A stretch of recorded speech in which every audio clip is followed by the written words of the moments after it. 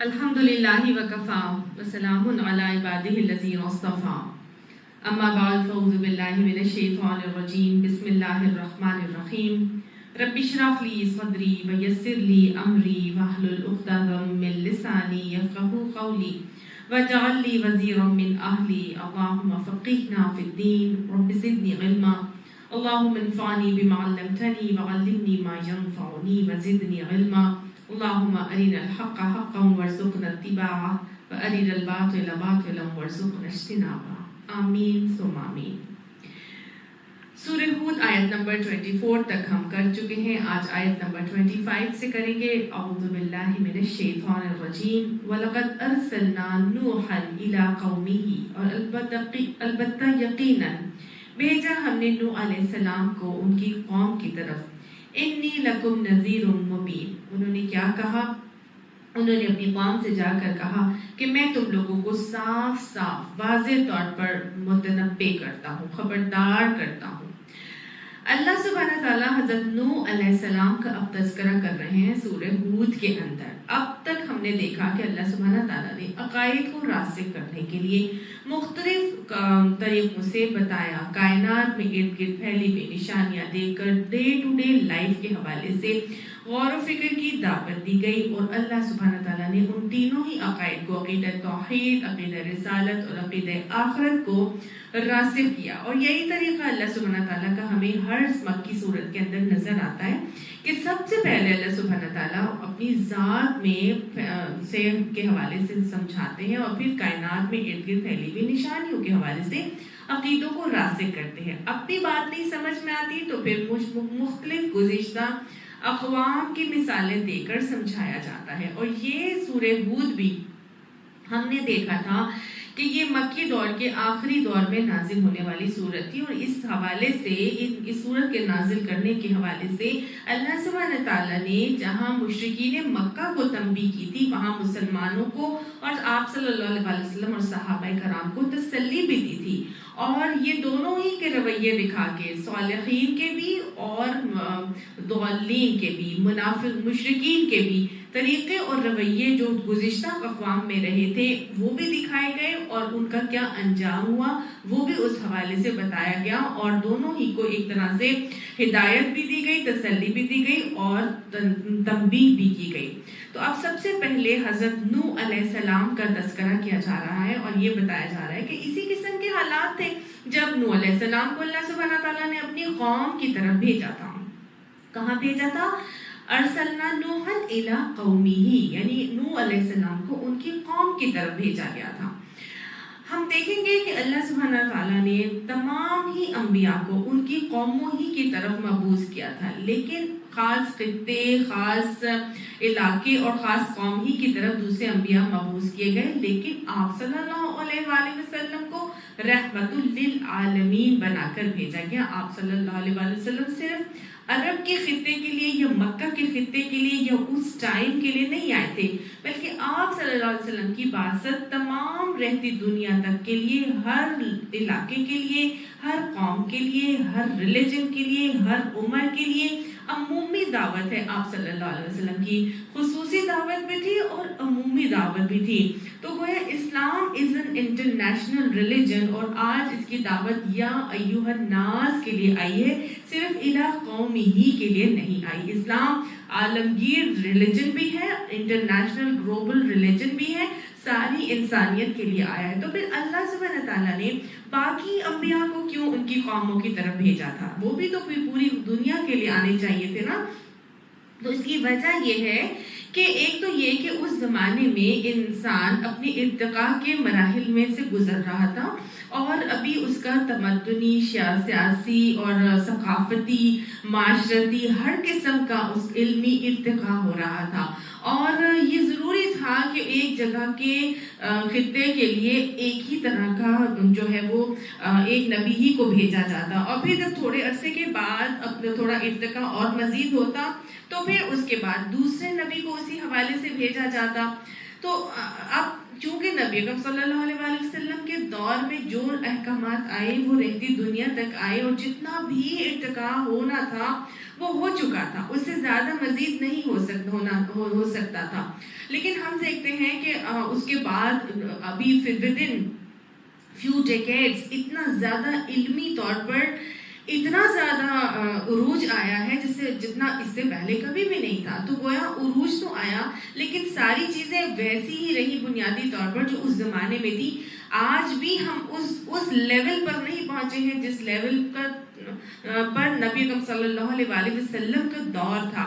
جتنی بھی آنی تھی سب کی سب اس زمانے میں جو نبی اکرم صلی اللہ علیہ وسلم کو مبعوث کیا گیا تھا ہر چیز اپنے عروج اپنی انتہا کو پہنچ چکی تھی. دیکھنے تو ہمیں ایسا لگتا ہے لیکن اصل میں ایسا نہیں ہے. آج دیکھیں اس زمانے میں تو لوگ برہنہ خانہ کعبہ کا طواف کرتے تھے، بھائی کا قاتل ہو جاتا تھا اور اتنی بغض ان کے نفرتیں عداوتیں ان کے اندر تھی کہ 100 سال تک جنگیں لڑی جاری ہوتی تھیں. عورت کی عزت کا انتہا زیادہ استحصال تھا. مطلب کس عروج کی بلندیوں پر ظلم و زیادتیاں پہنچ چکی تھیں. آج ابھی تک بھی وہ معاملات نہیں ہیں جو آپ صلی اللہ علیہ وسلم کے دور میں تھے. تو جتنی بھی میکسیمم آنی تھی چینجز وہ نبی صلی اللہ علیہ وسلم کے دور تک آ چکی تھی، اس سے زیادہ اب مزید نہیں ہونی تھی.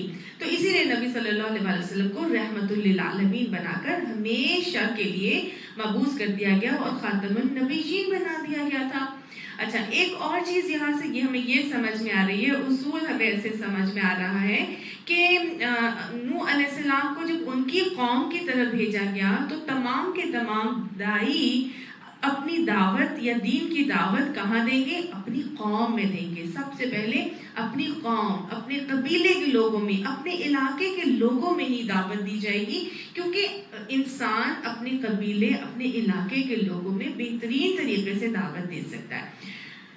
سب سے پہلی بات تو یہ کہ وہ اسی کی زبان میں ہوتی ہے، اس کی زبان سے وہ واقف ہوتا ہے، اور سب سے آسان ہوتا ہے اپنی ہی زبان میں دعوت دینا اور اسی میں سمجھنا.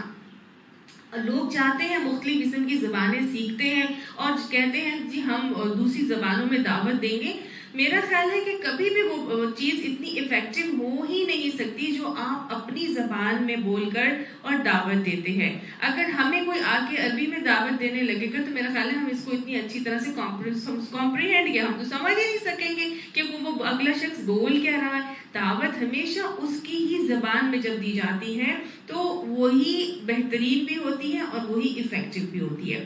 دوسری بات یہ ہے کہ جو دعوت دینے والا دائی جو دین کا دائی ہوتا ہے، اگر اپنے علاقے میں دیتا ہے تو اپنے علاقے کی تمام کلچر سے، تمام رسم و رواج سے، تمام انز اینڈ آؤٹ سے، ان کی پرابلم سے، ان کے کرائسس سے، ان کے ایشوز سے، ان کی خطائیں ہیں ان سے وہ واقف ہوتا ہے. وہ سماجی طور پر بھی ان سے واقفیت رکھتا ہے، تمدن کو بھی وہ جانتا ہے، ثقافت سے بھی وہ اویئر ہوتا ہے. تو وہ ان کو انہی کے انداز میں ان کے طریقوں سے روکنے یا ان کو فالو کرنے کے لیے قائل اور مائل کر سکتا ہے. تو اس حوالے سے بھی اس کے اپنے ہی قبیلے میں، اپنی ہی قوم اور اپنے علاقے میں دعوت دینا سب سے زیادہ افیکٹو رہتی ہے. اور تیسری چیز یہ ہے کہ دعوت جب اپنے قبیلے میں دی جاتی ہے یا اپنے علاقے میں، اپنے لوگوں میں، تو انسان جو دائی اپنے قبیلے علاقے کا رہنے والا ہوتا ہے، تمام لوگ اس سے اویئر ہوتے ہیں، اس کی انز اینڈ آؤٹس کو جانتے ہیں، اس کے اخلاق سے وہ آگاہی رکھتے ہیں، اس کے بارے میں اچھی طرح سے نو ہاؤ رکھتے ہیں اور اس کے رویے کو بھی جانتے ہیں. تو یہ میرا خیال ہے سب سے مشکل کام ہوتا ہے کہ انسان اپنوں کو دعوت دیتا ہے نا. نبی اکرم صلی اللہ علیہ وسلم کو بھی حکم آیا تھا انذر عشیرتک الاقربین، کہ اپنے قریبی رشتہ داروں کو جو ہے وہ دعوت دو. تو آپ نے بھی اپنا دعوت کا آغاز اپنے قریب ترین لوگوں سے سٹارٹ کیا تھا. تو انسان اپنے قریب ترین لوگوں سے دعوت سٹارٹ کرتا ہے، اور دائی جب تک اتنا ایسا نہ بن جائے نا، میگنیٹ کی طرح مؤثر نہ بن جائے، تب تک لوگ اس کی بات پر کبھی یقین بھی نہیں کرتے. تو اس کو اپنے بھی رویے کے ساتھ بہت زیادہ محتاط گزارنی ہوتی ہے اپنی زندگی. اور اگر وہ چاہتا ہے کہ اس کی دعوت افیکٹو ہو اور اپنے لوگوں میں وہ پھیلائے، تو پھر اس کو اپنے رویے پر بہت زیادہ ورک کرنا پڑتا ہے. اس کے اوپر اس کو کانشیس رہنا پڑتا ہے اس حوالے سے کہ کوئی بھی ایسی بات نہ ہو جائے جس کی وجہ سے اس کے اپنے ہی اس کی طرف انگلیاں اٹھانے والے بن جائیں اور وہ چیز اس کے لیے بالکل निगेशन का बाइस बन जाए। तो लिहाजा ये सबसे मुश्किल भी होता है लेकिन सबसे इफेक्टिव भी यही रहता है।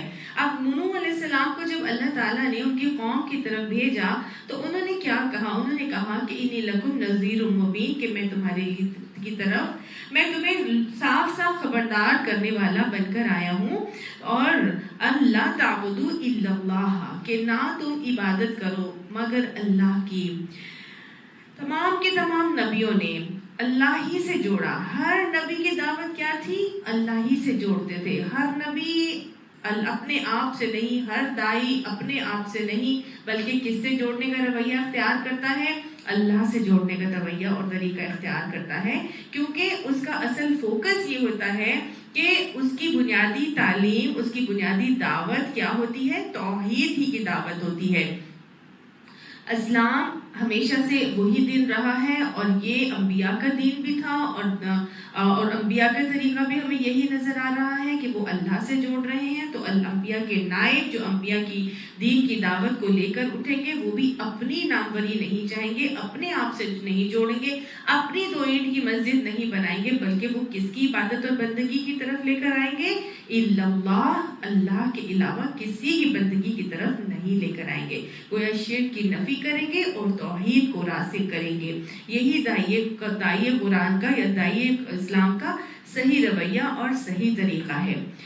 इन्नी अखाफु अलैकुम अज़ाब यौमिन अलीम, कि बेशक मैं डरता हूँ तुम्हारे ऊपर एक अजाब से जो दर्दनाक दिन का अजाब है। यानी कि अगर तुम ये बात नहीं मान के चलोगे तो मुझे तुम्हारे लिए एक बहुत दर्दनाक दिन के अजाब का डर है।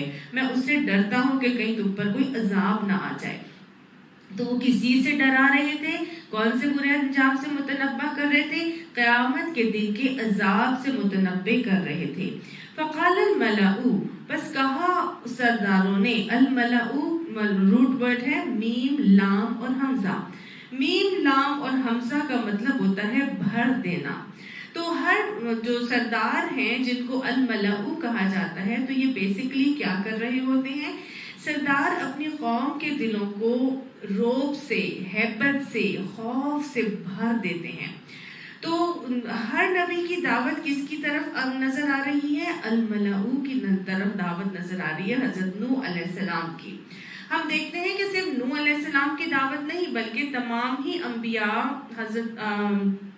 अपनी कौम के सरदारों को भी मुखातिब करते थे, तमाम की तरफ दावत देते थे, बड़े छोटे, यानी फाइनेंशियली जो सोशो इकोनॉमिकली जो जरा सरदाराना जो सरदारी पर कायम थे उनको भी, और जो निचले तबके के लोग होते थे या जो जलील कमजोर पिसे हुए तबका होता था, गरीबों का तबका होता था, उनकी तरफ भी वो उनकी दावत होती थी। तो दीन की दावत तो सिर्फ अमीरों या सिर्फ गरीबों के लिए तो नहीं आई ना, सबके लिए आई है। अब जब दावत सबको दी जाती थी तो उसमें से जो सरदार होते थे उनका रवैया बताया जा रहा है, और उनका रवैया क्या बताया जा रहा है कि सरदारों ने क्या कहा? अल्लज़ीना कफ़रू मिन कौमिही, ये वो सरदार थे जिन्होंने उनकी कौम में से कुफर कर दिया था। हर नबी की दावत में हम देखेंगे दावत देने के बाद इनकार के रवैये पर अल-मलाउ ही जमे रहे और डटे रहे। यानी कि दावत भी जब अमूमी तौर पर दी जाती थी तो सरदार हमेशा हमेशा दावत का इनकार कर देते थे और दावत से रूगर्दानी का मामला करके दिखाते थे। लेकिन फिर भी अंबिया का रवैया हमें ये नजर आता है कि वो दावत देना छोड़ते नहीं थे। नबी अकरम सल्लल्लाहु अलैहि वसल्लम की सुन्नत भी हमें ये नजर आती है कि आप सल्लल्लाहु अलैहि वसल्लम भी सरदाराने कुरैश को दावत खुसूसी तौर पर देते हुए नजर आते। बल्कि आप सल्लल्लाहु अलैहि वसल्लम तो दुआ भी फरमाई थी हजरत उमर के लिए, हजरत अबू जहल के लिए कि अल्लाह दो उमर में से किसी एक को जो है इस्लाम की नेमत से सरफराज फरमाकर इस्लाम को तक़वियत पहुंचा। तो असल में होता यही है कि जब भी किसी सरदार ने इस्लाम कबूल किया तो ये देखा गया है और ये देखा जाता है कि सरदार के इस्लाम कबूल करने के बाद बहुत से लोग इस्लाम कबूल कर लेते हैं, क्योंकि असल में अमूमी तबका जो अवामुन नास का तबका होता है ना, तो वो अपने सरदारों के दीन पर होता है। जब हजरत हमजा ने इस्लाम कबूल किया था, जब हजरत उमर ने इस्लाम कबूल किया था, तो बहुत से مشرکین مرعوب ہو گئے تھے اور وہ ڈرنے لگے تھے کہ یہ بھی اسلام قبول کر گئے ہیں تو یہ نہ کہ ہمارے بہت سارے لوگ بھی اسلام کی طرف آ جائیں. اور ہم نے یہ بھی دیکھا کہ جب سردار اسلام قبول کرتے تھے تو بہت پورا قبیلہ اسلام قبول کر لیتا تھا. حضرت نعمان بن مقرن کا واقعہ آتا ہے کہ انہوں نے جب اسلام قبول کیا تو ان کے دیکھا دیکھی ان کے 10 بھائی اسلام قبول کرتے ہیں اور ان کو دیکھ کر یہ سردار تھے اپنے قبیلے کے اور 10 بھائی بھی اسلام قبول کرتے ہیں اور اس کی وجہ سے پھر پورے کا پورا قبیلہ ان کا اسلام قبول کر لیتا ہے. حضرت طفیل بن عمرو انہوں نے بھی ذوالکفین کا جب بت توڑا, یہ بھی اپنے قبیلے کے سردار تھے. جب یہ شروع میں اسلام کی دعوت پھیلاتے رہے تو حضرت ابو ہریرہ کے علاوہ کوئی اسلام نہیں لایا تھا, لیکن جب انہوں نے ذوالکفین کا بت ہی توڑ دیا تو پھر سارے کا سارا قبیلہ مسلمان ہو گیا. اصل میں عوام ہمیشہ اپنے الملؤ کے دین پر ہوتی ہے, جیسے ان کے سردار کر رہے ہوتے ہیں ویسے ہی وہ کرتے ہیں, جیسے ان کے طور طریقے ہوتے ہیں ویسے عوام الناس کے طور طریقے ہوتے ہیں. الملؤ بیسیکلی کھاتا پیتا ایلیٹ طبقہ ہوتا ہے جس کو دیکھ کر لوگ فالو کرتے ہیں, کاپی کرتے ہیں, اپنے تمدن کے معاملات کرتے ہیں, اپنی ثقافت کو مینٹین کرتے ہیں اور انہی کے رسم و رواج کو فالو کاپی کرتے چلے جاتے ہیں. تو الملؤ کے دین پر عوام الناس ہوتی ہے. عوام الناس کا بیسیکلی کوئی دین ایمان نہیں ہوتا, وہ بس اپنے بڑوں کو یا اپنے ایلیٹ کو دیکھتے ہیں جیسے وہ کر رہے ہوتے ہیں تو ویسے ہی وہ کرتے چلے جاتے ہیں. اب جو ایلیٹ جو کھاتا پیتا طبقہ ہوتا ہے یا جو پڑھا لکھا طبقہ ہوتا ہے ان الملؤ کو دین کون پڑھائے گا؟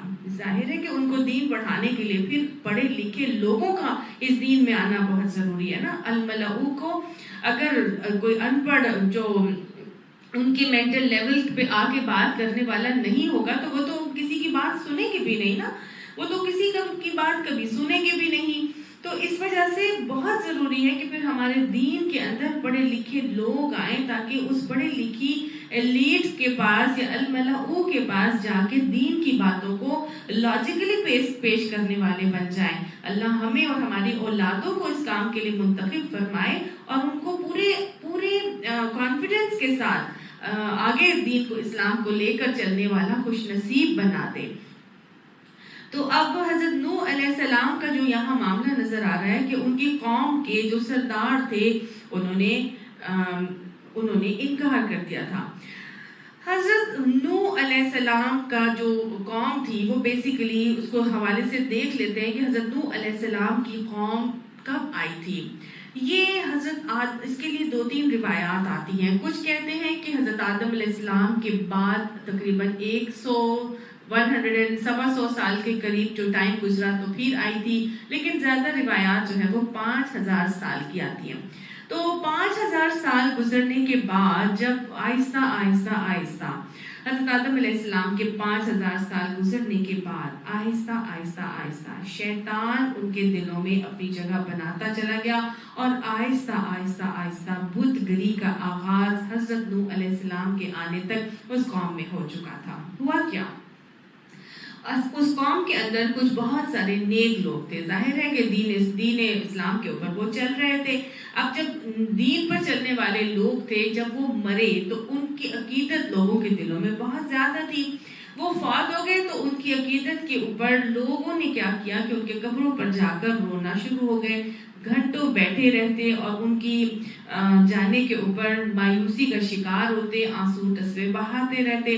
تو مایوسی تو کفر ہے اور شیطان اس وقت ہی انسان کے اوپر اثر انداز ہوتا ہے کہ اس کے دل میں وسوسہ ڈالتا ہے جب اس کی زبان ذکر الہی سے غفلت برتتی ہے اور وہ مایوسی کے دلدل میں ڈوب رہا ہوتا ہے تو شیطان فوراً اس کے اوپر حملہ کرنا شروع ہو جاتا ہے, کیونکہ تو وہ تو عدو مبین بیٹھا, ہمیں تو اپنے وسوسوں میں پھنسانے کے لیے ہم اب وقت کو تیار ہیں. فوراً ہی ان کے دماغوں میں وسوسہ اس نے یہ ڈالا کہ یہ تمہارے اتنے نیک بزرگ, تمہارے اتنے پیارے, تم تو ان کی یاد میں آ کے سارا دن بیٹھے رہتے ہو, تمہیں تو ان کی شکلیں بھی یاد ہیں, لیکن تمہارے جانے کے بعد جب تم مر جاؤ گے تو تمہارے ان بزرگوں کو کون یاد رکھے گا؟ تمہارے بعد میں آنے والے تو ان کی شکلیں بھی نہیں یاد رکھیں گے, لہٰذا ان کو تو سب بھول جائیں گے. تو پھر اب ایسا کرو کہ ان کی شکلوں کے بت بنا کر ایسے बनाओ कि लोगों को भी याद रहे और लोग भी जाने और पहचाने कि वो कितने नेक लोग थे। तो लिहाजा शैतान क्या करता है, ज़ुय्यिना लिन्नासि अमालुहुम, वो तो अमालों को मुज़य्यन करके पेश करता है। अब आहिस्ता आहिस्ता आहिस्ता क्या किया उसने, 5 लोग थे, पांचों के बुत बनवा के उनकी कब्रों के ऊपर रखवा दिए। अब ये क्या करते, आहिस्ता आहिस्ता, जाहिर वक्त बहुत बड़ा मरहम होता है, थोड़े दिनों के बाद पहले तो रोज रोज जाया करते थे, आहिस्ता आहिस्ता वो फिर एक हफ्ते में कई दिन के बाद जाना शुरू हो गया। जब वो कम होते चले गए उनकी कब्रों पर जाना, और इसी तरह ही होता है ना, इंसान शुरू में तो रोज कब्रिस्तान पहुंच रहे होते हैं और आहिस्ता आहिस्ता अपने झमेलों में फंस के और फिर वो भूलता जाता है और जाना कम कर देता है, और फिर कई साल के साल जाता है। तो फिर अब क्या हुआ कि शैतान ने अब इनके दिल में एक और वसवसा डाला और ये कहा कि देखो ये जो बुत हैं, ये जो तुम्हारे बुजुर्ग थे, इनके बुत तुमने यहाँ पे बना के रखे, लेकिन अब तो लोग भी यहाँ पर नहीं आते, तो इस तरह तो ये जहनों से ही निकल जाएंगे। तो लिहाजा ऐसा करते हैं कि ये वाले जो इनके बुत बनाए हैं, ये अपने अपने घरों में ले जाते हैं, ताकि सब लोग सुबह शाम इनको देखेंगे और इनको याद रखेंगे। उस वक्त देखिए सोचने की बात यह है कि उस बुतों को याद रखना जरूरी था, या उनकी शक्लों को याद रखना जरूरी था, या उन बुजुर्गों को याद रखना जरूरी था, या उनकी तालीमात को याद रखना जरूरी था, उनके अमाल और अफ़ाल को याद रखना जरूरी था। बस शैतान जब रब पे अपने लेकर आता है ना, रफ्ता अपने ढब पर, तो फिर इसी किस्म के काम बनवा लेता है, करवा लेता है इंसान से। वो 5 बुजुर्गों के 5 बुत बनाए गए, वद, सवा, यऊख, यगूस और नसर। ये 5 बुतों को बनाया गया और अब हर घर में शैतान ने इन बुतों को बिठा दिया और मुशरिक कौम आहिस्ता आहिस्ता, ये तमाम की तमाम कौम मुशरिक बन गई। अब इस मुशरिक कौम की तरफ अल्लाह ताला ने हजरत नूह अलैहिस्सलाम को भेजा। अब जब नूह अलैहिस्सलाम वहां पर जाते हैं और जाकर उनको अपनी कौम की तरफ गए और उन्होंने जाके उनसे सबसे बात की, एलीट से भी की और अपने जो कमजोर तबके थे सब लोगों से बात की। तो जब सबके साथ बात की तो हुआ क्या, उनके सरदारों ने कहा, मा नराका इल्ला बशरम मिथलना, नहीं हम देखते तुझे मगर एक बशर ही देखते हैं अपनी तरह का, यानी तो हमें अपनी तरह का एक इंसान ही नजर आता है। मैंने पहले भी आपको बताया था कि हर नबी के दौर में हमेशा यही मसला रहा कि नबी के दौर के लोग नबियों को, चूंकि वो बशर ही होते थे, खाते पीते थे, उसी तरह से उनके साथ दरमियान में रहते थे और उनकी खुशी गमी के मामलात भी होते थे, उनके बीवी बच्चे भी होते थे, वो सारे जैसे इंसान के तमाम मामलात होते हैं बिल्कुल ऐसे ही अंबिया के मामलात भी होते थे। तो नबी के दौर में रहने वाले लोग नबियों को जब देखते थे कि ये तो हमारी ही तरह के बशर हैं, तो वो कहते थे कि नहीं, नबी बशर कैसे हो सकता है, उससे तो कोई सुपर नेचुरल हस्ती होना चाहिए, माफूकुल फितरत किस्म की कोई चीज होना चाहिए, अगर वो नबी है हमारी तरह का बशर कभी भी नबी नहीं हो सकता। तो वो नबी को नबी मानने से इनकार करते थे और ढटाई से जम जाते थे इसी बात पर कि ये नबी कैसे हो सकता है, ये तो हमारी ही तरह का इंसान है। लेकिन जब नबी दुनिया से चले जाते थे तो नबी के जाने के बाद जो लोग होते थे वो नबियों को नबी तो मान लेते थे, लेकिन उनको फिर बशर तस्लीम करने से रुक जाते थे। फिर भी वो यही कहते थे वो नबी थे लेकिन हम बशर नहीं थे। तो बस यही रवैया उनकी कौम में भी लोगों ने कहा और ये कहा कि हम तो तुम्हें बिल्कुल अपनी तरह का एक बशर देखते हैं, वमा नराका, और हम नहीं देखते तुझे, इत्तबाका इल्लल्लज़ीना हुम अराज़िलुना, हम नहीं देखते तुझे कि तेरी पैरवी की है सिवाय उन लोगों ने जो अर्जल थे, यानी अराजिल, यानी जो बहुत ही कमजोर किस्म के, जो बहुत ही गरीब लोग थे, उन्होंने तेरी पैरवी की है, हम तो सिर्फ यही देखते हैं। बादियर्राई, यानी कि नजर से, खुली आंख की नजर से तो हम यही देखते हैं कि जो कमजोर और जो गरीब पिसा हुआ तबका था उसने तेरी पैरवी की है। वमा नरा लकुम अलैना मिन फज़लिन, और नहीं हम देखते वास्ते तेरे ऊपर हमारे कोई फजल, बल नज़ुन्नुकुम काज़िबीन, और बल्कि हम तो ये गुमान करते हैं कि तू झूठा है, यानी हम तेरे अंदर ऐसी कोई चीज नहीं पाते जिसमें से तू हमारे लिए कुछ बड़ा हुआ है, हमसे कुछ ज्यादा ही कोई फजीलत रखता है, हम तो तुझे इस मामले में झूठा ही समझते हैं। कहला, तो कहा हज़रत नूह علیہ السلام نے کہا یا قومی، اے میری قوم. اتنی محبت سے بات کی جا رہی ہے اپنی قوم کو جو ان کو جھٹلا رہی ہے اور ان کو نگیٹ کر رہی ہے، ان کی کسی بات کو مان کے نہیں دے رہی. حضرت نوح علیہ السلام نے بڑے اولو العزم نبی تھے اور انہوں نے بہت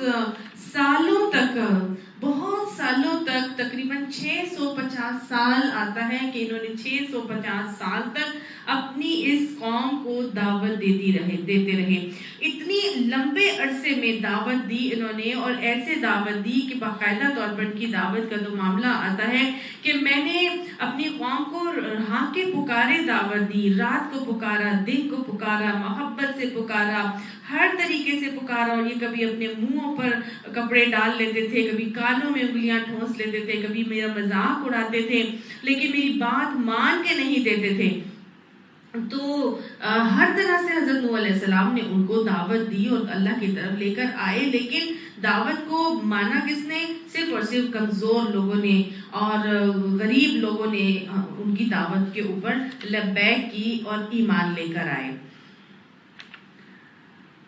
ہم نبی اکرم صلی اللہ علیہ وسلم کا دیکھیں تو آپ صلی اللہ علیہ وسلم کا بھی ہمیشہ ہمیں یہی معاملہ نظر آیا کہ جس طرح نبیوں کی دعوت پر لبیک ایک لوور طبقے نے کیا تھا، اسی طرح نبی اکرم صلی اللہ علیہ وسلم کے بھی شروع کے جو ساتھی تھے وہ نہ صرف غلام رہے بلکہ ہر ہی کیٹیگری سے لوگ آپ صلی اللہ علیہ وسلم کی ساتھ شامل ہوئے تھے. تبھی نبی اکرم صلی اللہ علیہ وسلم کی دعوت بہت زیادہ پرزور اور پر اثر بھی رہی تھی.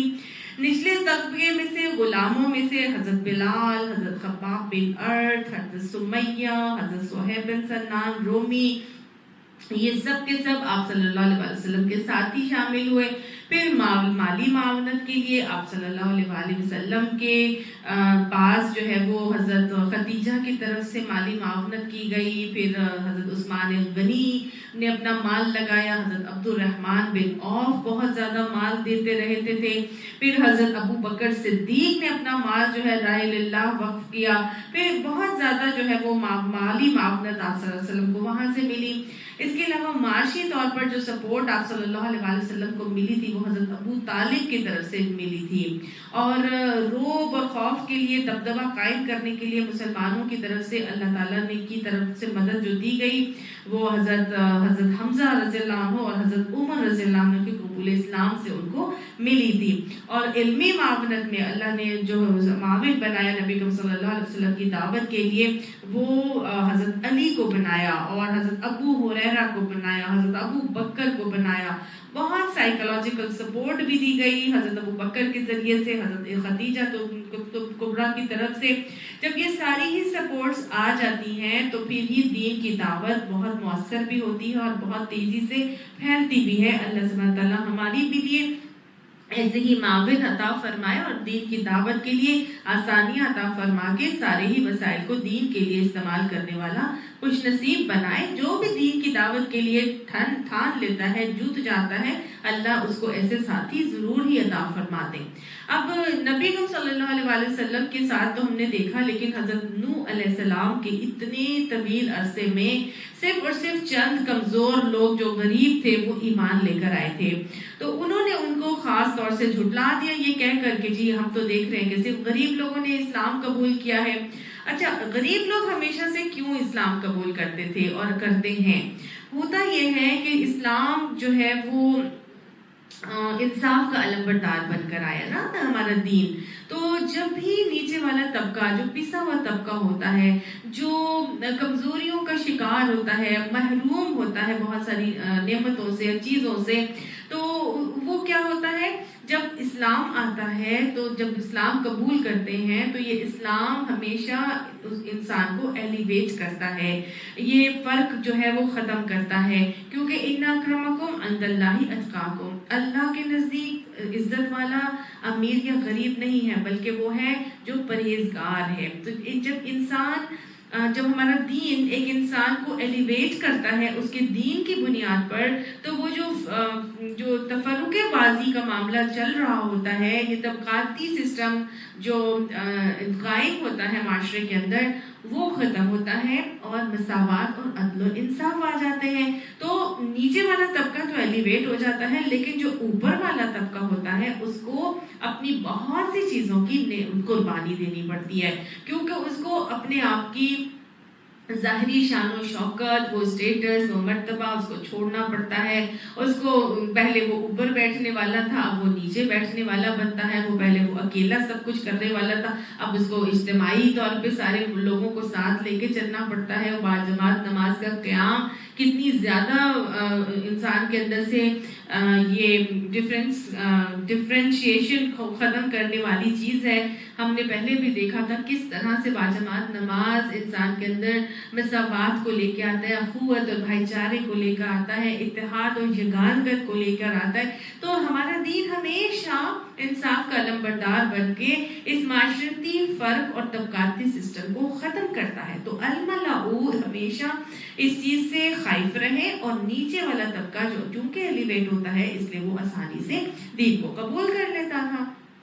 تو دوسری وجہ یہاں پر یہی بتائی جا رہی ہے. اب قال یا قومی، انہوں نے اپنی قوم سے کہا، بڑی محبت سے کہا کہ ارأیتم، کیا تم دیکھتے ہو یا کیا کبھی تم نے یہ سوچا کہ ان کنت علی بینۃ من ربی، کہ اگر میں اپنے رب کی طرف سے ایک روشن نشانی کے اوپر ہوں، یعنی واضح طریقے سے میں اپنے رب کی طرف سے بینات کو پا چکا ہوں، وآتانی رحمۃ من عنده، اور دیا گیا ہے مجھے ایک رحمت بھی اس کی پاس سے، یعنی مجھے نبوت عطا فرما دی گئی ہے.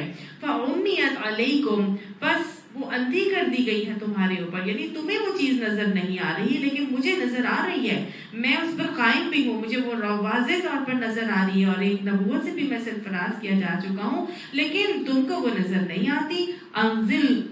انلزمکموہا، کیا میں لازم کر دوں تم کو اس سے، یعنی کہ میں زبردستی تمہارے سر پہ چپک دوں اس چیز کو. تم لہا کارہون، اور تم اس کو ماننے ہی نہیں چاہتے، تم تو اس سے کراہت کھاتے ہو.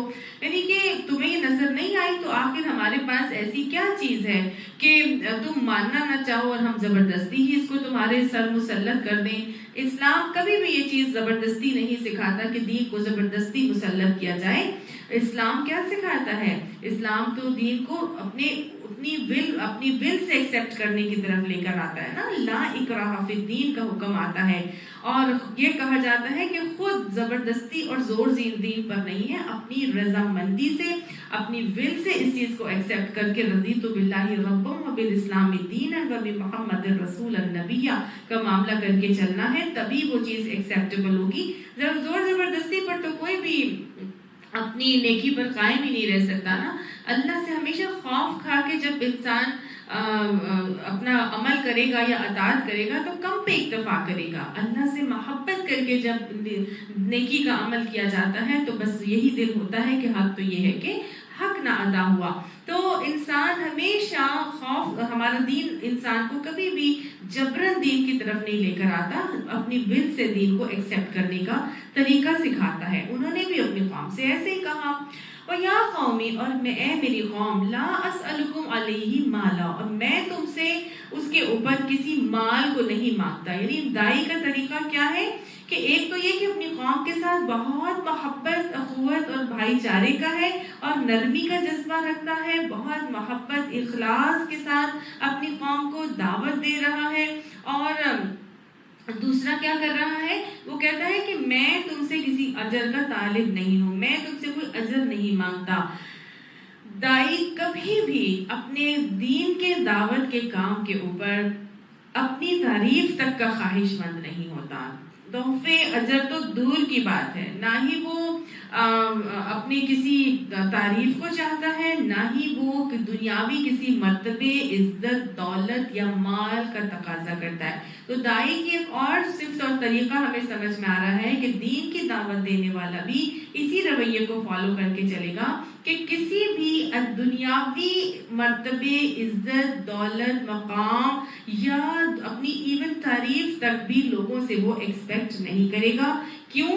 اس کا عقیدہ یہ ہوتا ہے، اس کا توکل یہ ہوتا ہے کہ وہ اللہ کی ذات پر توکل کرنے والا ہوتا ہے. اس کو اپنے زور بازو پر، اپنے زور خطاب کے اوپر، یا اپنے حافظے کے اوپر، یا کہنا چاہیے کہ اپنی کسی بھی طاقت کے اوپر کوئی بھروسہ نہیں ہوتا، وہ اللہ سبحانہ تعالیٰ سے وما توفیقی الا باللہ کا معاملہ کرتے ہوئے اپنا کام کرتا رہتا ہے، اور اپنے پوری اخلاص اور پورے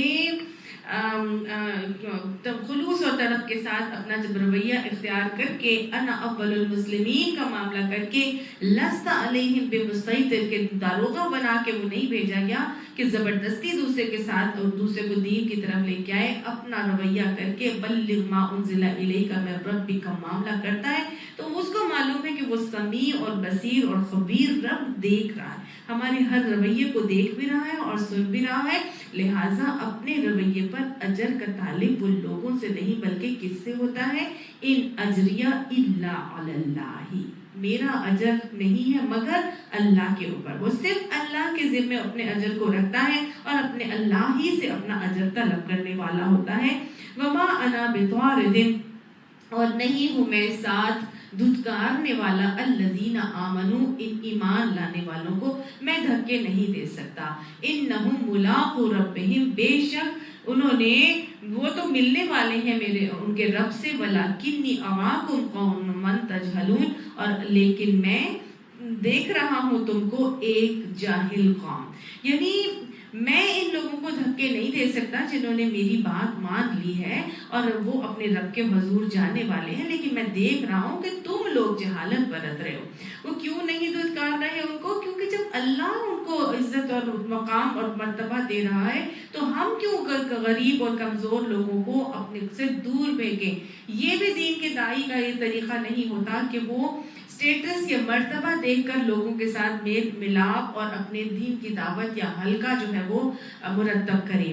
وہ اللہ سے اپنے اجر کو چاہتا ہے، اپنے اللہ سے اپنے اجر کو مانگتا بھی ہے، لیکن دین کی دعوت جو قبول کرتے ہیں اور اس کے پاس اس کے ارد گرد رہتے ہیں اور دین کو سیکھنا چاہتے ہیں، اگر وہ غریب ہوتے ہیں تو ان کو اپنی دعوت، اپنی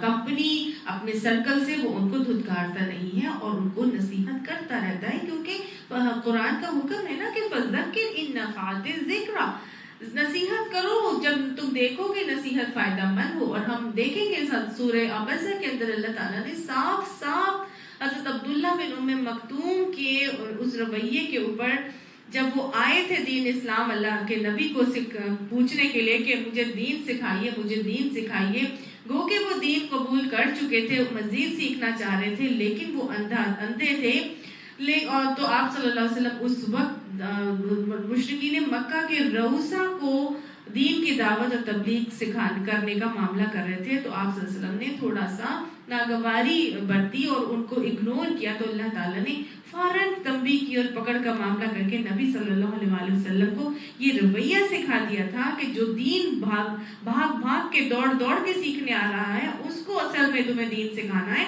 جو خود سیکھنے آتا ہے اصل تو وہ ہے جس کو تم نے دین سکھانا ہے۔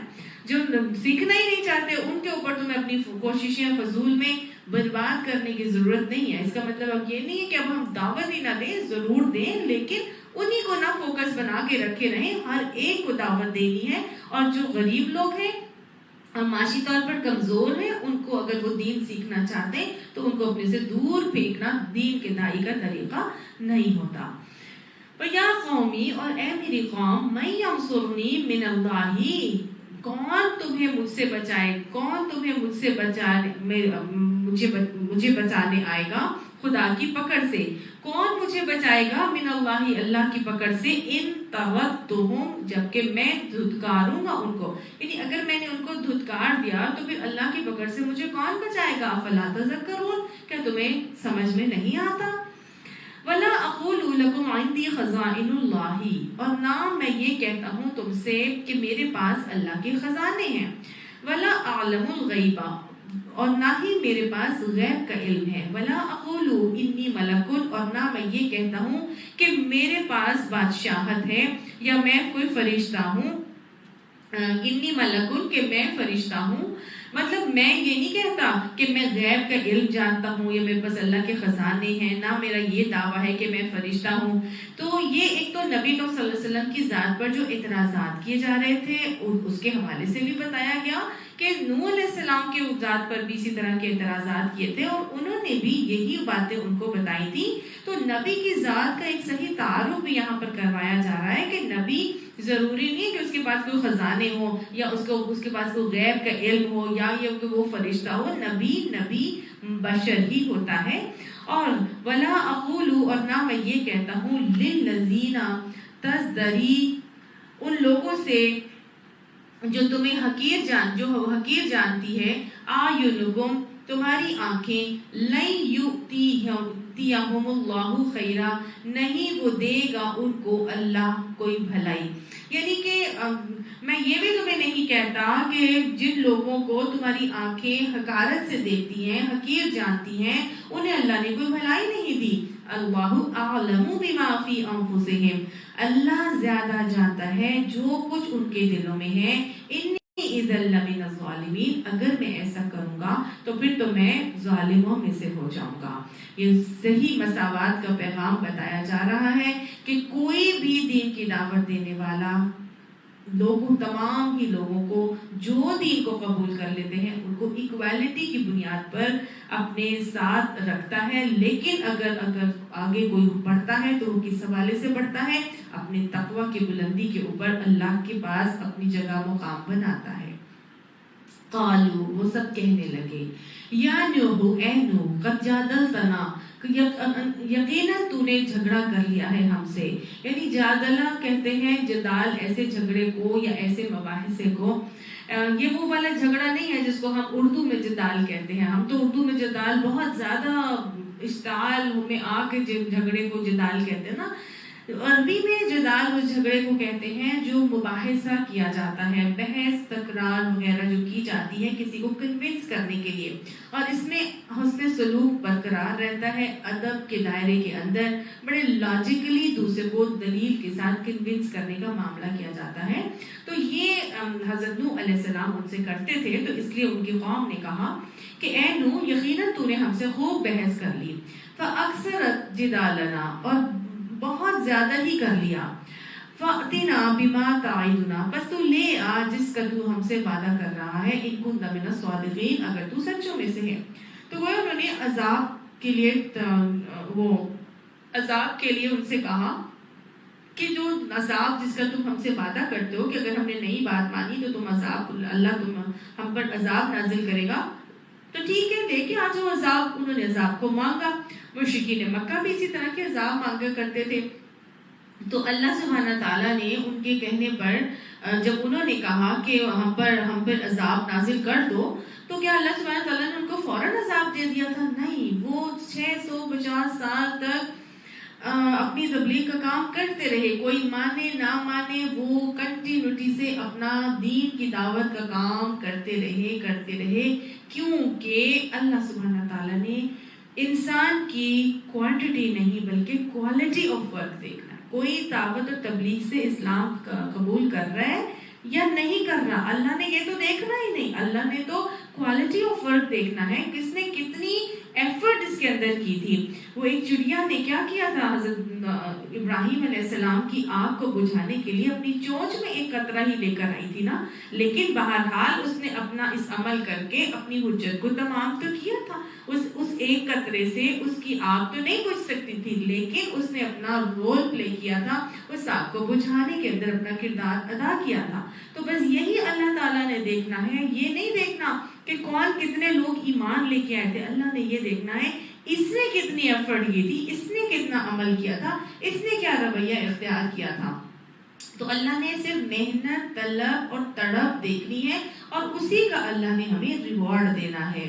اور جب بھی یاد رکھیے گا، جب بھی انسان اللہ سے ریوارڈ کے حاصل کرنے کے لیے اپنا عمل کرتا ہے تو کبھی بھی اس کو پھر ڈپریشن نہیں ہوتا، کبھی بھی وہ کمزور نہیں پڑتا، کم ہمت نہیں ہوتا، اس کا حوصلہ جواب نہیں دیتا۔ کوئی آ رہا ہے نہیں آ رہا، وہ اپنا کام کرتا رہتا ہے، اور وہ اپنے پوری طرح اور لگن سے اپنا عمل کرتا رہتا ہے. آنے والے آئیں نہیں آئیں، سننے والے سنے نہیں سنے، کوئی عمل کرے نہیں کرے، اس کا اپنا کام جو ہے اس نے اپنا کام کرنا ہوتا ہے، یہی وہ کرتے رہے. اور یہ مایوس ہو کر انہوں نے چھوڑا بھی نہیں. تو وہ کہنے لگے، ان کے نبی حضرت نوح علیہ السلام نے ان کو جواب دیا، قَالَ إِنَّمَا يَأْتِيكُمْ بِهِ اللَّهُ، کہ بے شک وہ تو اللہ ہی لائے گا انشاء، جب کہ وہ چاہے گا. وَمَا أَنْتُمْ بِمُعْجِزِينَ، اور تم پہ اتنا بلبوتا نہیں رکھتے کہ تم اس کو آنے سے روک دو، یعنی تم اس سے عاجز نہیں ہو کہ تم اس کو روک دو. وَلَا يَنْفَعُكُمْ، اور نہیں وہ نفع دے گا تم کو، نُصْحِي، میری نصیحت، ان اردت ان انصح لکم، یہ کہ میں ارادہ کروں کہ تمہیں میں نصیحت کروں. ان کان اللہ یرید، اگر چاہے اللہ، ان یغویکم، یہ کہ وہ گمراہ کر دے تم کو. ہوا ربکم، وہ رب ہے تمہارا، والیہ ترجعون، اور اسی کی طرف تم پلٹائے جاؤ گے. تو گویا انہوں نے یہ کہا کہ اگر میں تمہاری کچھ خیر خواہی کرنا بھی چاہوں تو میری خیر خواہی یا میری نصیحت تمہیں کوئی فائدہ نہیں دے گی جب کہ اللہ ہی نے تمہیں بھٹکانے کا ارادہ کر لیا ہو. وہ تمہارا رب ہے اور اسی کی طرف تمہیں پلٹ کر جانا ہے. کیا اللہ نے ان کو بھٹکانے کا ارادہ کر دیا تھا؟ نہیں، اللہ سبحانہ تعالیٰ کسی کو بھٹکانے کا ارادہ نہیں کرتا. اصل میں ہوتا یہ ہے کہ جب انسان خود ہی ضد و ڈھٹائی سے اپنے کانوں کے پردوں پہ ڈانٹ ڈال لے اور اپنی آنکھوں کے اوپر بھی پردے گرا لے اور وہ سن کے نہ دے اور دیکھ کر یقین نہ کرے، تو پھر کیا ہوتا ہے؟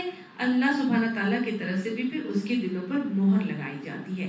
اللہ نے تو یہ ساری نعمتیں پہچاننے کے لیے دی تھی، سننے کے لیے دی تھی، دین اسلام کے حق پیغام کو سننے کے لیے اور ان نعمتوں کو اللہ کی پہچان کو حاصل کرنے کے لیے اور خدمت خلق میں استعمال کرنے کے لیے اللہ نے یہ نعمتیں دی تھی. لیکن اگر انسان اللہ کی ان نعمتوں سے صحیح کام نہ لے تو پھر اللہ سبحانہ تعالیٰ کی طرف سے مہر لگا دی جاتی ہے.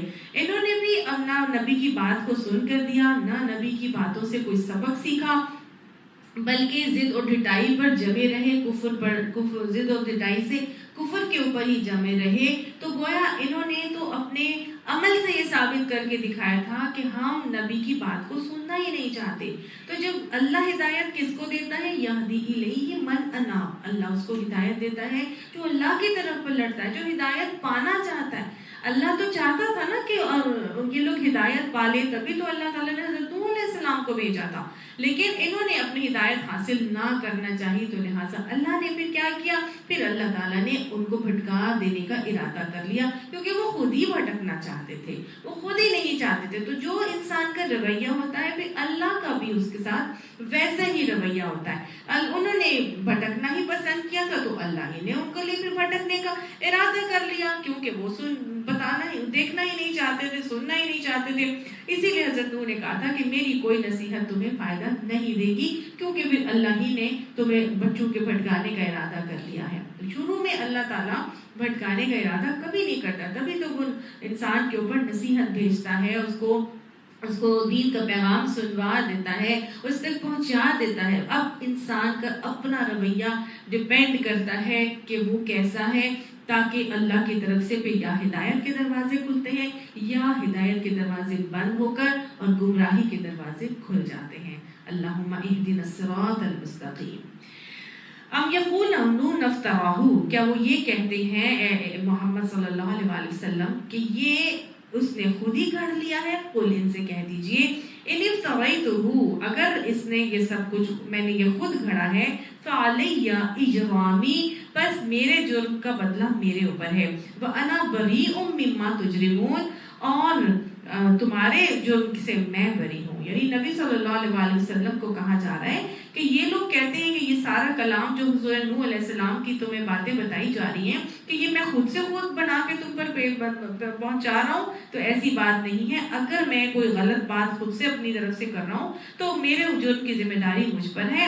وَأُوحِيَ، اور مجھ پر وحی کی گئی ہے، نہیں، وَأُوحِيَ إِلَىٰ نُوحٍ، اور ہم نے وحی کی نوح علیہ السلام کے اوپر، أَنَّهُ لَن يُؤْمِنَ مِنْ قَوْمِكَ، یہ کہ ہرگز وہ ایمان نہیں لائیں گے تمہاری قوم سے، الا من قد آمنا، مگر جو ایمان لے آیا تو بس وہ لے آیا. یعنی نوح علیہ السلام کے اوپر جب نوح علیہ السلام کی قوم اپنے اس ضد اور پٹائی کے رویے پر برقرار رہی، قائم رہی، ڈٹی رہی، جمی رہی، مان کے نہیں دیا، تو پھر اللہ کے نبی کو حجت تمام کی گئی.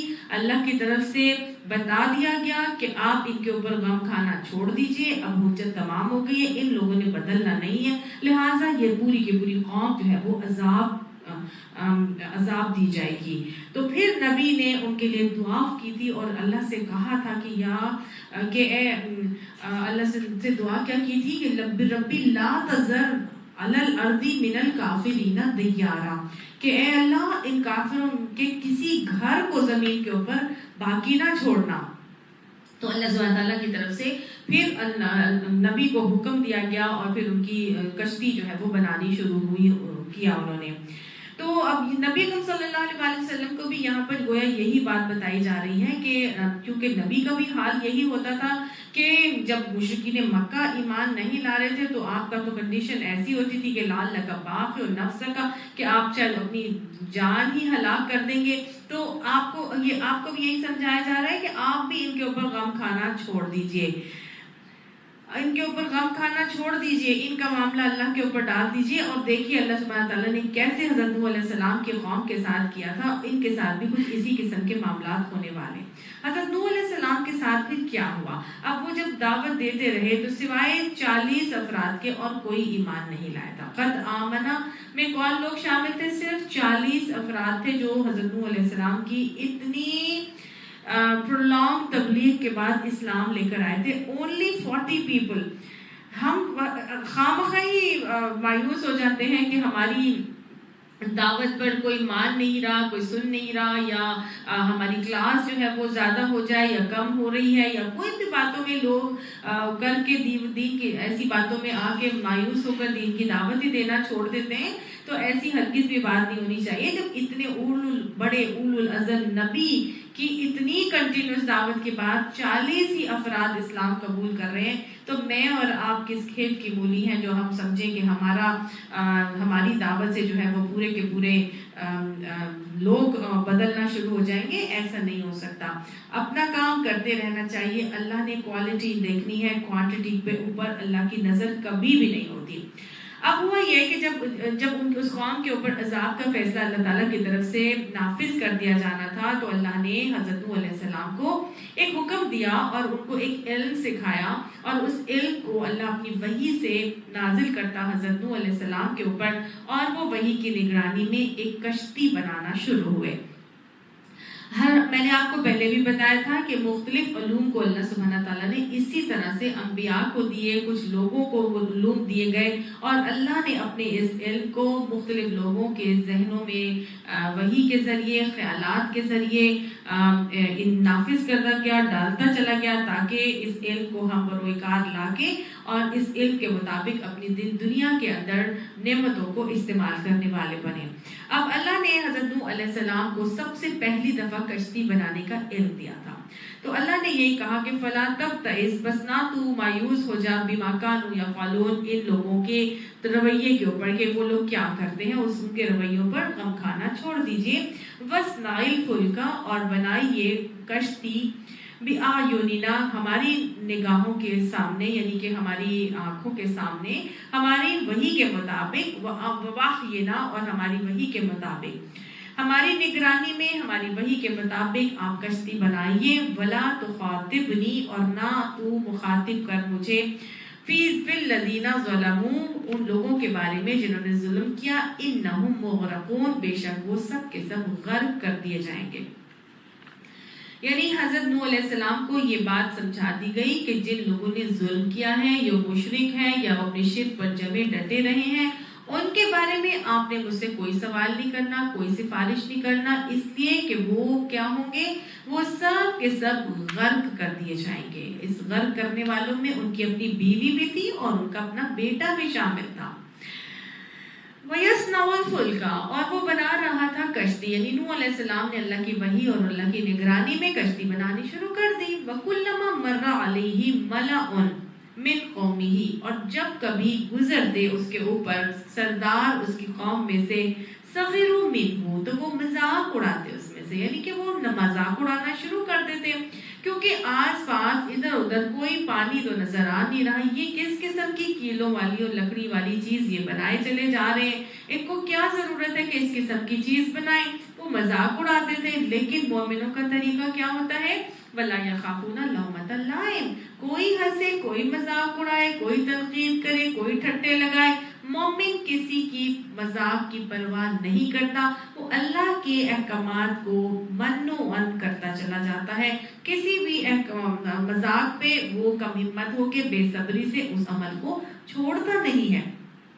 तो हजरत नूह अलैहिस्सलाम, उन्होंने भी बगैर किसी चीज की परवाह किए क्या करना शुरू किया, वो अपना काम करते रहे।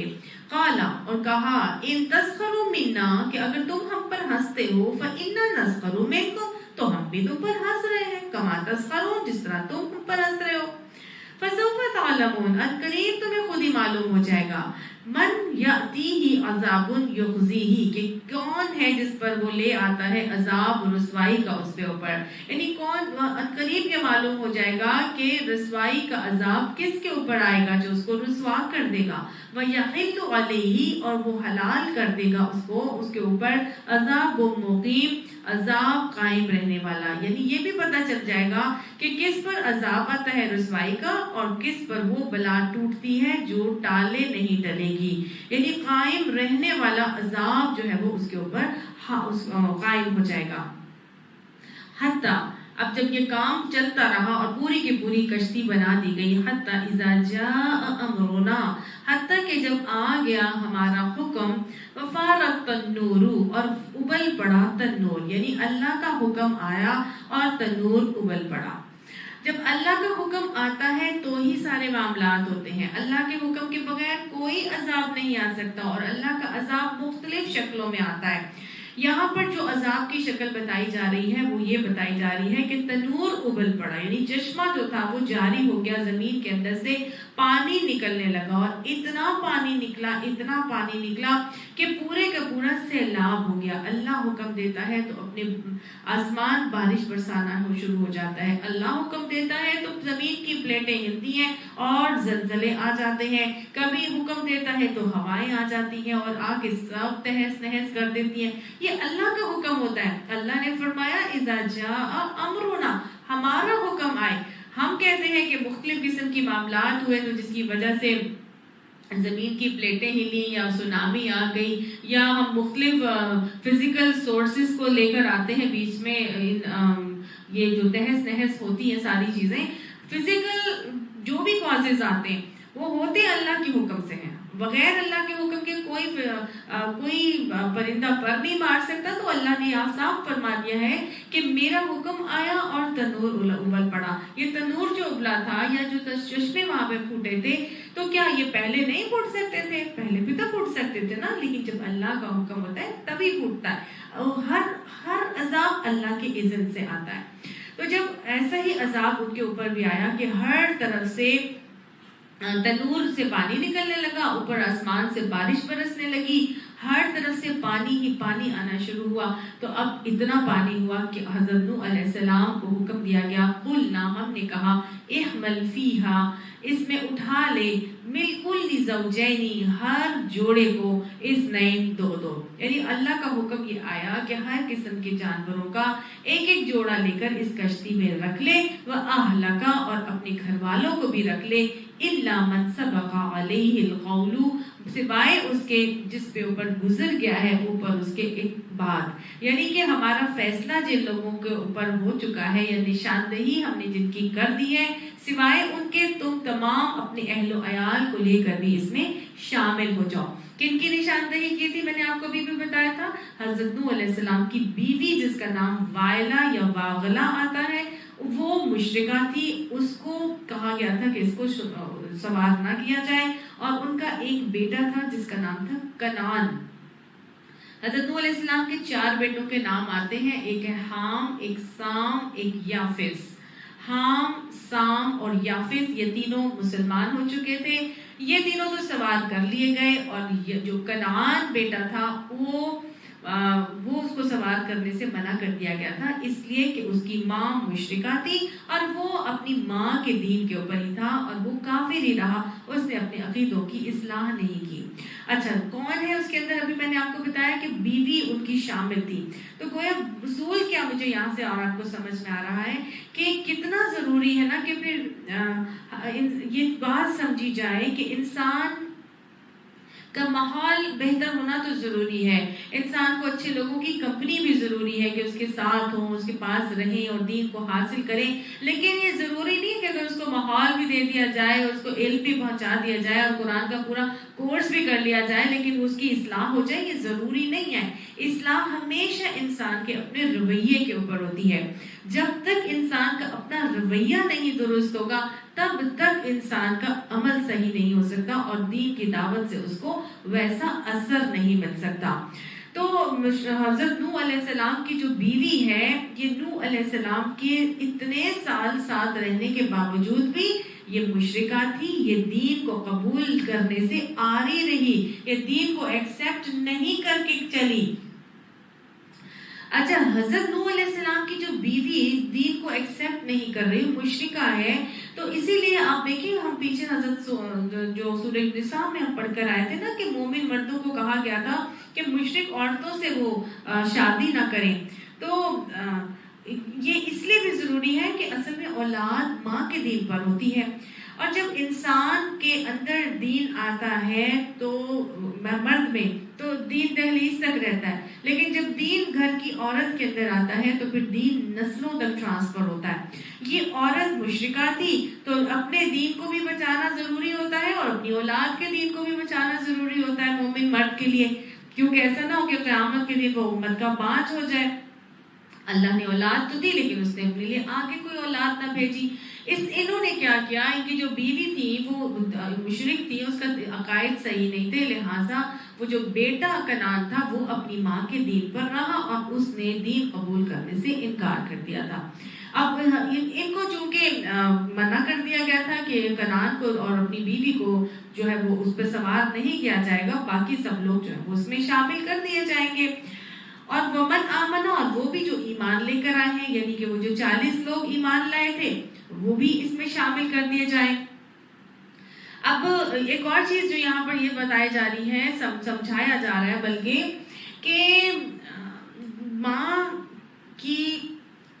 ماں کو مسلمان ہونا یا ماں کو دین کی طرف لانا پھر کتنا ضروری ہے۔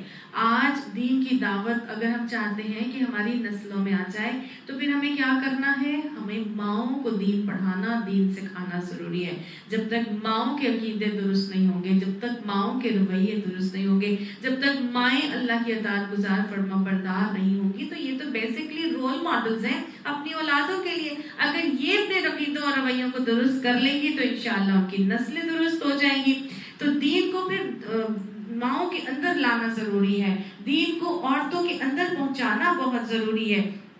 ایسی صحابیات گزری جو خود بھی دین کے اوپر بھرپور طریقے سے قائم رہی، تو پھر اولادوں میں جب دین آتا ہے تو نور علی نور ہو جاتا ہے۔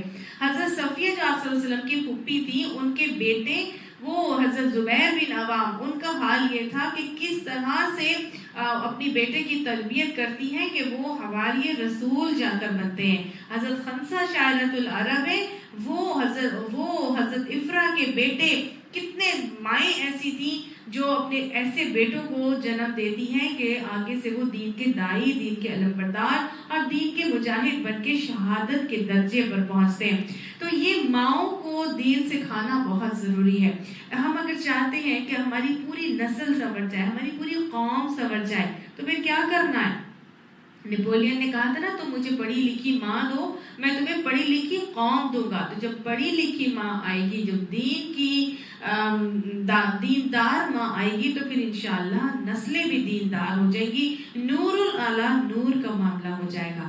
بہت ضروری ہے کہ اگر ہم اپنے چاہتے ہیں کہ ہمارا دین نسلوں کے اندر ٹرانسفر ہو، تو ہمیں اپنے بیٹوں کے لیے، اپنے بھائیوں کے لیے دیندار عورتوں کو ہی پسند کرنا ہوگا۔ آج ماڈرن تو شادی ہو جاتی ہے اور دیندار بیچاری پڑھی لکھی دین بات والی بچیاں جو ہیں وہ بیٹھی رہ جاتی ہیں۔ اللہ تعالیٰ ہمیں اپنی پرائیورٹیز کو صحیح کرنے کی توفیق عطا فرمائے. ہمیں دیندار ہی بچیاں دیں، کیونکہ دیندار بچیاں ہی گھرانوں کو لے کے چلنے والیاں ہیں اور نسلوں میں دین کو ٹرانسفر کرنے والی ہیں. ورنہ دنیا کے پیچھے تو جتنا مرضی الٹے پہ لٹک جائیں تو وہ کبھی بھی خوش نہ ہو اور انسان کو پستیوں اور اس میں ذلتوں میں ہی دھکیلتی چلی جاتی ہے. تو ایک اور بات یہ سمجھ میں آ رہی ہے کہ عورت کو اپنی طاقت کو محسوس کرنا چاہیے کہ عورت کے اندر بہت طاقت ہے، ہمارے اندر بہت صلاحیتیں اللہ تعالیٰ نے ہمیں دی ہیں. ہم اپنی صلاحیتوں کو استعمال بھی کریں گے اور انشاءاللہ اپنی اولادوں کے لیے ہم حاجت کی نفل پڑھ کے اللہ تعالیٰ سے دعائیں مانگیں گے تو انشاءاللہ اللہ سبحانہ تعالیٰ ہماری اولادوں کو کہیں بھی ضائع ہونے سے محفوظ فرما کے انشاءاللہ دین کے دائی اور دین کے علمبردار بنائیں گے. وما آمنا، اور جو تیرے ایمان لے کے آئے ہیں معاہو اس کے ساتھ، الا وما آمنا، اور نہیں ایمان لے کے آئے معاہو اس کے ساتھ الا قلیل، مگر چند لوگ، یعنی صرف 40 لوگ ایمان لے کر آئے تھے. تو یہ گویا یہاں پر بتا دیا گیا کہ اس میں ان لوگوں کو سوار کرا دو، ان کو بھی بٹھا لو جو ایمان لے کر آئے ہیں اور تھوڑے ہی ایمان لے کر آنے والے لوگ تھے. وقال اركبوا فيها، اور کہا کہ اس میں سوار ہو جاؤ، بسم اللہ مجریها، اللہ کے نام کے ساتھ چلنا ہے اس کا، ومرساها، اور ٹھہرنا ہے اس کا، ان ربی لغفور رحیم، بے شک میرا رب البتہ بخشنے والا رحم کرنے والا ہے. کشتی پر سوار ہو کر یہ دعا پڑھنے کا حکم دیا گیا. سواری پر پڑھنے کی دعا ہے جو یہ بتائی جا رہی ہے، سواری کو چلانے کی دعا. حضرت نوح علیہ السلام نے اس دعا کو پڑھا. 10 رجب کو یہ سب معاملات شروع ہوئے. 1 مہینے رجب کے بعد محرم، 10 محرم تک یہ کشتی چلتی رہی اور پھر آہستہ آہستہ جب اللہ کا حکم آیا، پھر جب انہوں نے دعائیں کنٹینیوسلی اپنی زبانوں پر جاری رکھی کہ ربی انزلنی منزلا مبارکا وانت خیر المنزلین، کہ اے اللہ تو مجھے برکت والی جگہ پر اتارنا، تو پھر اللہ تعالیٰ کی طرف سے ان دعاؤں کی برکت سے یہ 1 مہینے کے بعد یہ طوفان نوح تھما اور اللہ نے اس کو جوتی کی پہاڑ کے اوپر ٹکا دیا. کشتی وہیا تجری بہم، اور وہ چل رہی تھی ساتھ ان کے، فی موجن، بیچ موج کے، کل جبالی، پہاڑ کی مانند، یعنی کہ موج پہ موج چل رہی تھی اور پہاڑوں کی طرح وہ موجیں اٹھ رہی تھی. ونادا نوح ابنہ، اور پکارا نوح علیہ السلام نے اپنے بیٹے کو. کون سا بیٹا ہے یہ ہے حضرت نوح علیہ السلام کا بیٹا کنعان. اس کو پکار کر کہا، ظاہر ہے باپ کی شفقت، باپ کا پیار تو اپنی جگہ مسمم ہے نا، بالکل جائز ہے، اور اللہ کا حکم بھی ہے کہ وہ انفسکم واہلیکم نارا، کہ خود بھی بچو اور جہنم کی آگ سے اپنے اہل و عیال کو بھی بچاؤ. تو لہٰذا انہوں نے اپنے بیٹے کو جب دیکھا تو انہوں نے پکار کر کہا، وَكَانَ فِي مَعْزِلٍ، اور وہ بیچ ایک کنارے کے تھا. یا بنیا، اے میرے بیٹے، ارکب معنا، تو اس کے اوپر ہمارے ساتھ سوار ہو جا، ولا تکن مع الکافرین، اور کافروں کے ساتھ نہ رہے، یعنی اپنے کفر کو چھوڑ دے اور ہمارے ساتھ اس کے اوپر سوار ہو جا. گویا وہ چاہتے تھے کہ اپنے کفر سے باز آ کے اپنے شرک سے بری ہو کر ایمان قبول کر لے اور ہمارے ساتھ اس پہ سوار ہو جا. تو انہوں نے اپنے بیٹے کو پکارا. ظاہر ہے وہ چاہتے تھے کہ میرا بیٹا بچ جائے. آگے سے ان کے بیٹے نے کیا جواب دیا؟ قالا، کہنے لگا ان کا بیٹا، ساوی الی جبل، کہ میں قریب ابھی چڑھ جاؤں گا، ٹھکانہ پاؤں گا ایک پہاڑ کے، یعنی میں ابھی ایک پہاڑ پر چڑھ جاتا ہوں. یعصمنی من الماء، وہ مجھے بچا لے گا پانی سے، یعنی اس پانی سے وہ پہاڑ مجھے بچا لے گا، میں ابھی پہاڑ پر چڑھ جاتا ہوں. کتنی حماقت ہے نا اس شخص کے اندر. دیکھیے اتنا تکبر، اتنی ضد اور ٹھٹائی کا معاملہ ابھی بھی ہے کہ اتنا زیادہ پانی، سیلاب کے سیلاب جو ہے وہ آ گیا ہے کہ کشتی اس میں چل رہی ہے، لیکن ابھی بھی ضد اور ڈھٹائی اتنی زیادہ ہے. تکبر کا مارا ان کا بیٹا کیا کہنے لگا کہ میں اب اس پہاڑ پر چڑھ جاتا ہوں جو مجھے پانی سے بچا لے گا. اللہ کی بنائی ہوئی پہاڑ کے اوپر اس کو توکل ہے، اللہ کی ذات پر توکل نہیں ہے کہ جس رب نے اس کشتی کو بتانے کے لیے حکم دیا تھا وہی ہمیں اس عذاب سے بچا سکتا ہے. نہیں، اپنی ضد پر ڈٹا ہوا ہے اور جمع ہوا ہے، بس آنکھوں پر پردے ایسے ہی پڑ جاتے ہیں ضد و ٹٹائی اور تکبر والوں کے. قالا کہنے لگا لا کہا نوح علیہ السلام نے لا عاصم اليوم نہیں بچائے گا آج کے دن من امر اللہ اللہ کے حکم سے الا من رحم سوائے اس کو جس کے اوپر اللہ ہی نے رحم کیا ہو. یعنی اللہ ہی کا رحم ہے, جو کسی پر اگر ہو جائے گا تو وہی اس کو آج بچا سکے گا, اس کے علاوہ کوئی بھی آج بچ نہیں سکے گا. وحال بینہما اور حائل ہو گئی ان دونوں کے درمیان الموج وہ موج فکان من المغرقین اور وہ ہو گیا غرق ہونے والوں میں, یعنی ڈوبنے والوں میں وہ شامل ہو گیا اور ایک موج جو ہے وہ ان کے درمیان چونکہ حائل ہو گئی تھی. وقیلا اب وہ بیٹا تو غرق ہو گیا تو اللہ تعالیٰ نے پھر کیا کیا, اللہ نے کہا وقیلا اور کہا گیا یا ارضو اے زمین ابلعی ماءکی نکل لے پانی تیرا, ویا سماء اقلعی اور اے آسمان تھم جا, وغیض الماء اور پست ہو گیا یا ڈھل گیا پانی, وقضی الامر اور فیصلہ چکا دیا گیا, واستوت علی الجودی اور مستوی ہو گئی یا جا لگی جودی کے اوپر یعنی جودی پہاڑ کے اوپر چوٹی کے اوپر. وقیلا اور کہا گیا بعدا للقوم الظالمین دور ہوئی ظالم قوم.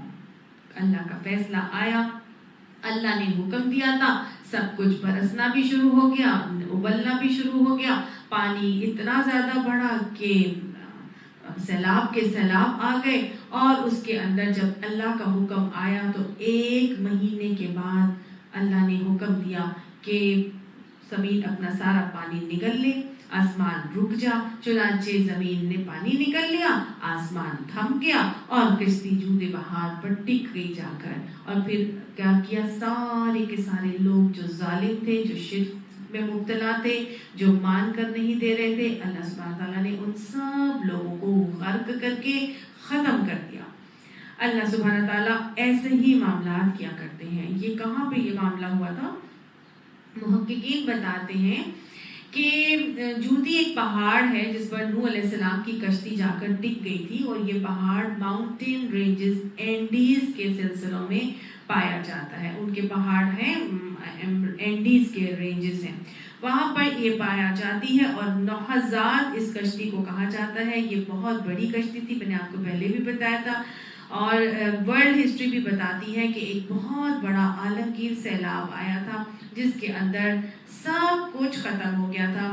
صرف وہی لوگ بچے تھے, 40 افراد جو ان کے ساتھ تھے, جس میں ان کے 3 بیٹے حام, سام اور یافس بھی شامل تھے. اور وہ ان سے پھر باقی پوری کی پوری نسل انسانی جو ہے وہ چلتی ہے. اسی لیے حضرت نوح علیہ السلام کو آدم ثانی یا سیکنڈ ایڈم بھی کہا جاتا ہے. اور ان کی 3 بیٹوں سے حام, سام اور یافس سے 3 نسلیں چلی, اور باقاعدہ طور پر پوری دنیا کے اندر جو بھی آج نسلیں ہیں وہ تینوں انہی بیٹوں سے چل رہی ہیں. اچھا, ایک بات اور یہاں پر سمجھنے کی ہے, وہ یہ کہ حضرت نوح علیہ السلام کا جو بیٹا ہے وہ مسلمان نہیں ہوا. تو کئی لوگ اس بات کو لے کر بڑا ایک شیطان کا وسوسہ ہی ہے بیسیکلی, کہ وہ یہ کہتے ہیں کہ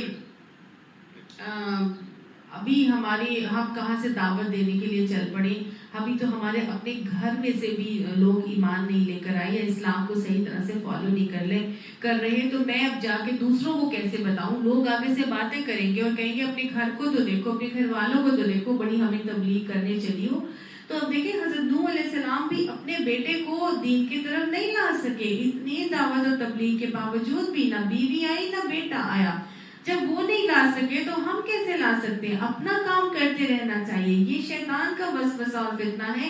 دعوت دینے سے وہ روکنے کے لیے انسان کے دلوں میں ایسی باتیں القا کرتا ہے, وسوسے ڈالتا ہے, تاکہ دین کا داعی نہ بن سکے, تاکہ دین کو پھیلانے کا کام یہ نہ کر سکے. لیکن اس کا مطلب یہ نہیں کہ پھر اب چھوڑ دیا جائے, ان کو بتایا بھی نہ جائے. ان کو بتاتے رہیں, ان کو ضرور سمجھاتے رہیں, بڑے حکمت سے, بڑے پیار سے, بڑی محبت سے ان کو دین کی طرف لانا کا کام کرتے رہنا چاہیے. لیکن سب تک بھی جو ہے وہ دین کی دعوت اس وجہ سے چھوڑ نہیں دینی چاہیے کہ بھئی ابھی تو میرے گھر والے ہی درست نہیں ہوئے. اچھا، جب یہ سب کے سب غرق ہو رہے تھے تو نوح علیہ السلام نے اپنے رب کو پکارا، وَنَادَى نُوحٌ رَبَّهُ فَقَالَ، بس کہا، ربی ان ابنی من اہلی، اے میرے رب، میرا بیٹا تو میرے گھر والوں میں سے ہے، وَإِنَّ وَعْدَكَ الْحَقُّ، اور تیرا وعدہ سچا ہے، وَأَنْتَ أَحْكَمُ الْحَاكِمِينَ، کہ اے میرے رب یہ تو میرا بیٹا ہے، تو نے تو کہا تھا کہ تیرے اپنے گھر والے جو ہے میں بچا لوں گا، تو پھر یہ تو میرے گھر والوں میں سے ہے۔ قالا، تو اللہ نے کہا، یا نوح، اے نوح، انہو لیس من اہلک، نہیں ہے وہ تیرے گھر والوں میں سے، انہو عمل غیر صالح، وہ تو ایک غیر صالح عمل ہے، فلا تسألنی ما لیس لک بہ علم، بس جو نہیں ہے واسطے تیرے، بس مطلب تو اس چیز کا سوال نہ کر جو تیرے علم میں نہیں ہے، انی اعظک ان تکون من الجاہلین، اور میں تجھے نصیحت کرتا ہوں کہ تو اپنے آپ کو جاہلوں کی طرح نہ بنا لے۔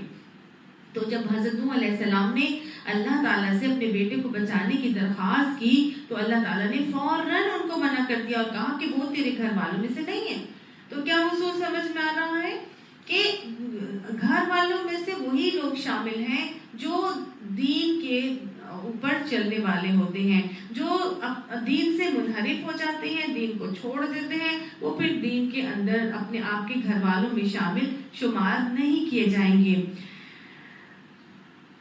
ایمان اور عمل صالح سے جو نکل جاتا ہے وہ گھر والوں میں سے پھر نہیں ہوتا، یہی بات یہاں پر ہمیں سمجھائی جا رہی ہے۔ اور یہاں پر ایک اور بات یہ سمجھائی جا رہی ہے کہ وہ تو ایک بگڑا ہوا کام ہے، تو انسان کا کوئی غیر صالح عمل ہوتا ہے جس کی وجہ سے انسان کی اولاد نافرمان ہو جاتی ہے یا وہ دین سے منحرف ہو جاتی ہے۔ یہ ایک غیر صالح عمل اللہ نے جو یہاں پر کہا کہ انہو عمل غیر صالح، یعنی کہ انسان سے جب اس کی کوتاہیاں ہوتی ہیں تو اس کی اولاد اس کی نافرمان ہو جاتی ہے۔ اگر ہم چاہتے ہیں کہ اگر ہماری اولادیں ہماری فرما بردار ہوں، اللہ کی فرما بردار ہوں، تو پھر ہمیں کیا کرنا ہے؟ ہمیں ایک تو خود دین کے اوپر چلنا ہے، اور اگر ہماری اولادیں دین سے منحرف ہو رہی ہیں یا دین کے اوپر نہ چلنے والی ہیں یا والدین کے نافرمان، اللہ کی نافرمان ہو رہی ہے، تو پھر انسان کثرت سے استغفار کرے اور اپنے نہ کردہ گناہوں یا کردہ گناہوں پر اللہ سبحانہ تعالیٰ سے بہت زیادہ توبہ طائب ہو، تو انشاءاللہ اللہ سبحانہ تعالیٰ اولادوں کو اپنا بھی فرما بردار بنائیں گے اور والدین کا بھی فرما بردار بنائیں گے۔ تو یہاں سے ایک اور اصول بھی ہمیں سمجھ میں آتا ہے۔ قالا، تو اللہ نے کہا، اللہ سے حضرت نوح علیہ السلام نے کہا جب اللہ نے ان کو ٹوکا اور ان کو نصیحت کی کہ تم جاہلوں والے سوال نہ کرو، تو انہوں نے فوراً سے اللہ تعالیٰ کی طرف انابت کی اور کہا، ربی انی اعوذ بک، اے میرے رب میں پناہ مانگتا ہوں آپ سے، ان اسألک ما لیس لی بہ علم، یہ کہ میں آپ سے وہ چیز مانگوں جس کا مجھے علم نہیں ہے، وَإِلَّا تَغْفِرْ لِي وَتَرْحَمْنِي، اور اگر آپ نے مجھے معاف نہ کیا اور مجھ پر رحم نہ کیا، اکن من الخاسرین، تو میں تو پھر برباد ہو جاؤں گا، خسارہ پانے والوں میں سے شامل ہو جاؤں گا۔ تو گویا یہی بات یہاں پہ بتائی جا رہی ہے کہ فوراً استغفار کی جائے، فوراً اپنے غیر صالح عمل کے ہونے کی وجہ سے کہ اپنی اولادیں اگر آپ کی کہنے کے اندر نہیں ہیں یا آپ کے کہنے میں نہیں ہے یا سرکشی دکھا رہی ہے، تو پھر فوراً اللہ سے استغفار کرنا چاہیے۔ حضرت نوح علیہ السلام نے اس لیے بھی استغفار کیا ہے کہ انہوں نے اللہ سے ایک ایسی چیز کا سوال کیا تھا جو اللہ کی طرف سے منع کیا جا رہا تھا۔ تو دونوں ہی وجوہات کے حوالے سے ہمیں پتہ چل رہا ہے کہ اللہ کے نبی نے استغفار کا رویہ اختیار کر کے اللہ کی رحمت مانگی تھی اور خسارے سے بچنے کے لیے اللہ کے نبی نے یہ عمل کیا۔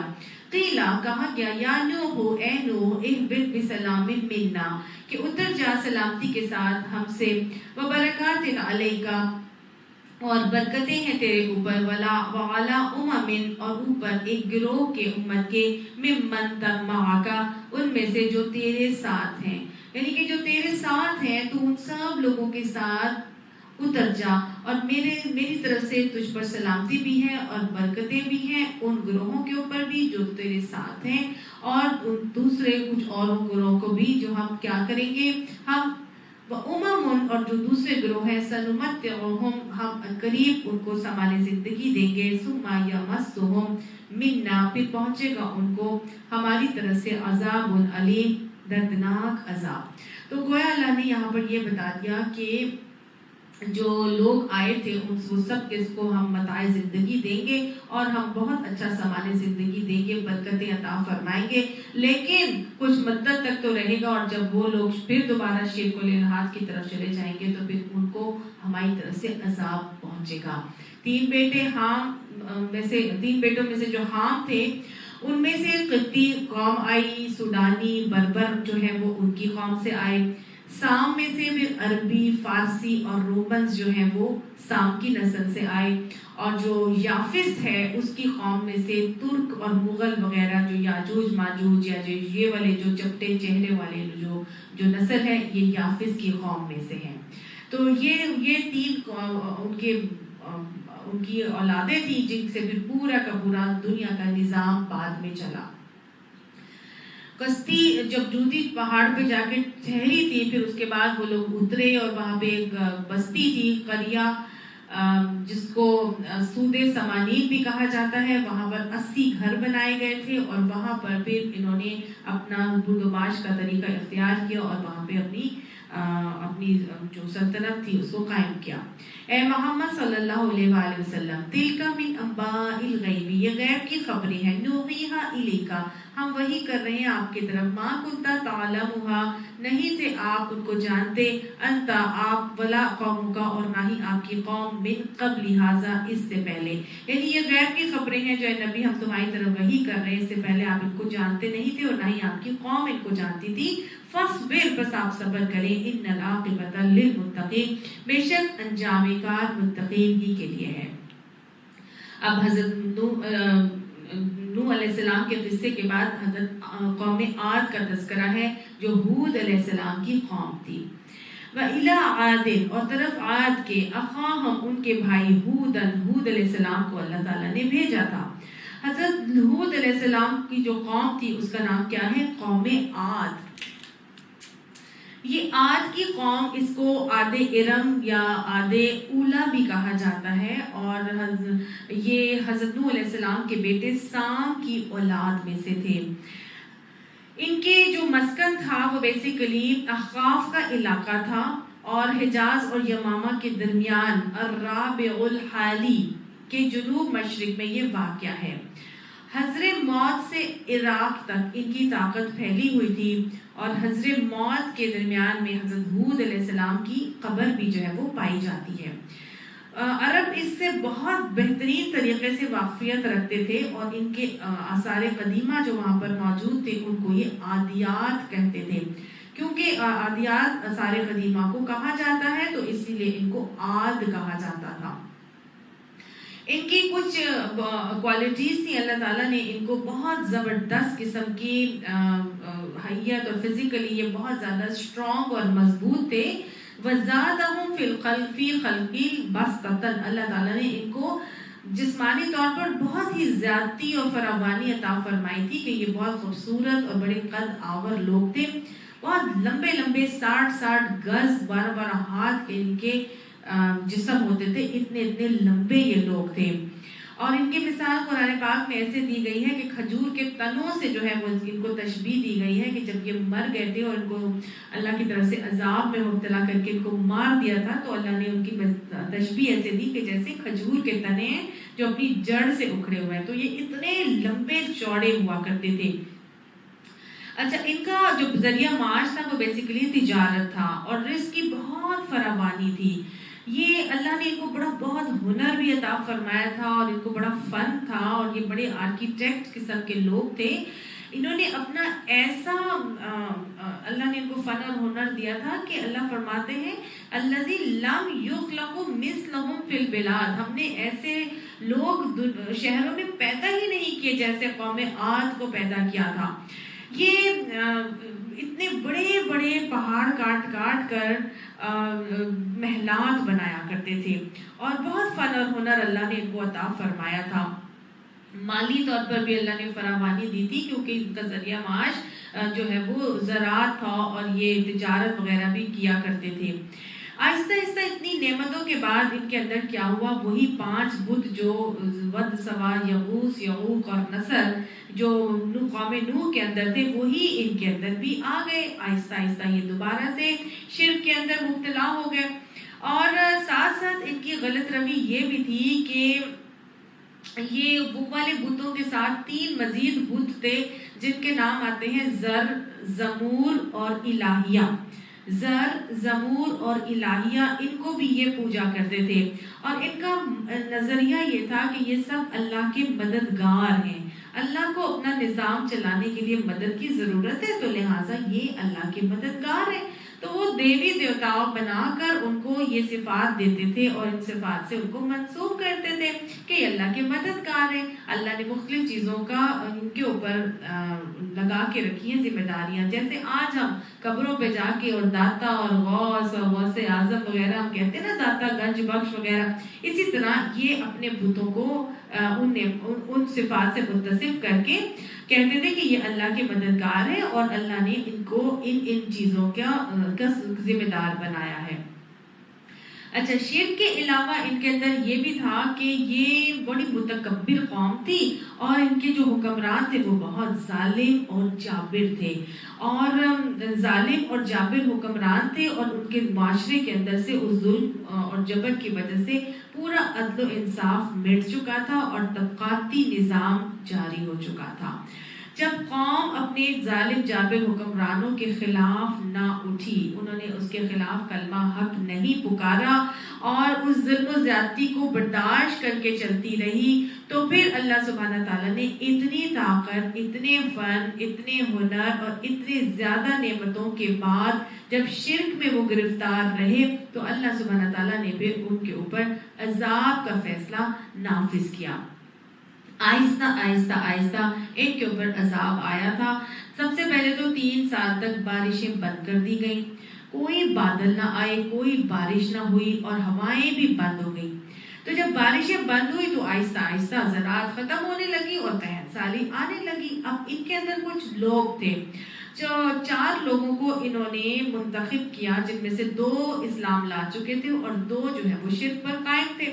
ان لوگوں نے کہا کہ ایسا کرتے ہیں کہ حرم میں جا کے مکہ میں ایک قربانی کریں، اور وہاں پر جا کے جب قربانی کر کے ہم اللہ سے دعا کریں گے تو بارش برسے گی اور ہمارے لیے خوشحالی دوبارہ سے آ جائے گی۔ اب کعبہ کی سینکٹیٹی، حرمت تو ان کے دلوں میں بھی موجود تھی۔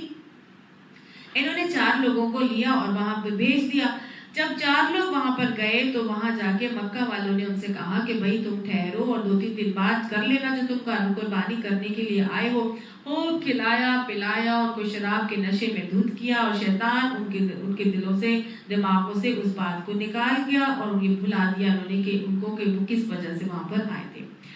اب ہوا یہ کہ ان میں سے ایک شخص جو تھا وہ مسلمان تھا، اور اس کے دماغ میں آیا یہ بات کہ بھئی ہم تو اس مقصد سے آئے تھے، تو اس نے لوگوں کو روکا کہ بھئی ہم تو جس مقصد سے آئے تھے قربانی کرنے، تو یہ قربانی کرتے اور پھر ہم جائیں اپنی اپنی قوم کی طرف واپس پلٹ کر۔ تو اسی شخص کو پھر کیا ہوا کہ اسی شخص نے جب سب کو بولا تو یہ لوگ مانے نہیں اس کی بات۔ اب اللہ تعالیٰ کی طرف سے جب حجت تمام کی جاتی ہے تو پھر کچھ ان کو ایک بادل دکھائے گئے، 3 قسم کے بادل دکھائے گئے، اور ایک یہ دکھایا گیا، ان کو ایک آواز آئی، اور اس میں آواز میں ان کو یہ کہا گیا کہ تم لوگ کو اختیار ہے، یہ 3 قسم کے بادل ہیں، لال رنگ کا اور سفید رنگ کا اور سیاہ رنگ کا، ان میں سے جو بادل لینا چاہتے ہو لے لو۔ اب ظاہر ہے جب انہوں نے سرخ بادل دیکھا تو انہوں نے کہا نہیں، یہ سرخ بادل تو اس کو ہم نہیں لیں گے، اس میں تو آندھی طوفان اور پتہ نہیں کیا کیا ہوگا، اور یہ تو جب مر جاتا ہے لوگ تو یہ پھر اس قسم کے جو بادل ہیں وہ سرخ ہو جاتے ہیں۔ انہوں نے کہا نہیں، ہمیں ریڈ نہیں چاہیے۔ وائٹ کے لیے بھی انہوں نے کہا یہ تو وائٹ کلر کا ہے، اس میں کیا ہوگا، رہنے تو ہم یہ کالا بادل جو ہے اس میں تو بارش آئے گی، اور یہ کالے بادل سے بارش برسے گی، تو ہم تو آئے اسی لیے تھے کہ ہم بارش مانگے اللہ تعالیٰ سے، تو اللہ نے تمہاری دعا قبول کر لی ہے، لہٰذا وہ کالا بادل بھیج رہے ہیں۔ تو ان کو کہا کہ جی آ جاؤ اور ہمارے اوپر کالا بادل برسا دو۔ انہوں نے کالے بادل کو آپٹ کر لیا۔ اب جب کالا بادل انہوں نے لیا تو یہ کالا بادل احقاف کی طرف گیا. حضرت ہود علیہ السلام نے پہچان لیا کہ یہ تو اللہ کی طرف سے عذاب آ رہا ہے، کیونکہ نبی کو بتا دیا گیا تھا. لیکن قوم پھر بھی نہ مانی اور کہا کہ نہیں یہ بادل آ رہے، بارش برسے گی. بڑا خوش ہوئے اور باہر نکل آیا. حضرت لوط علیہ السلام سمجھے کہ یہ سب قوم باہر آ گئی اور اللہ تعالیٰ سے استغفار کرے گی، لیکن انہوں نے استغفار بھی نہ کیا.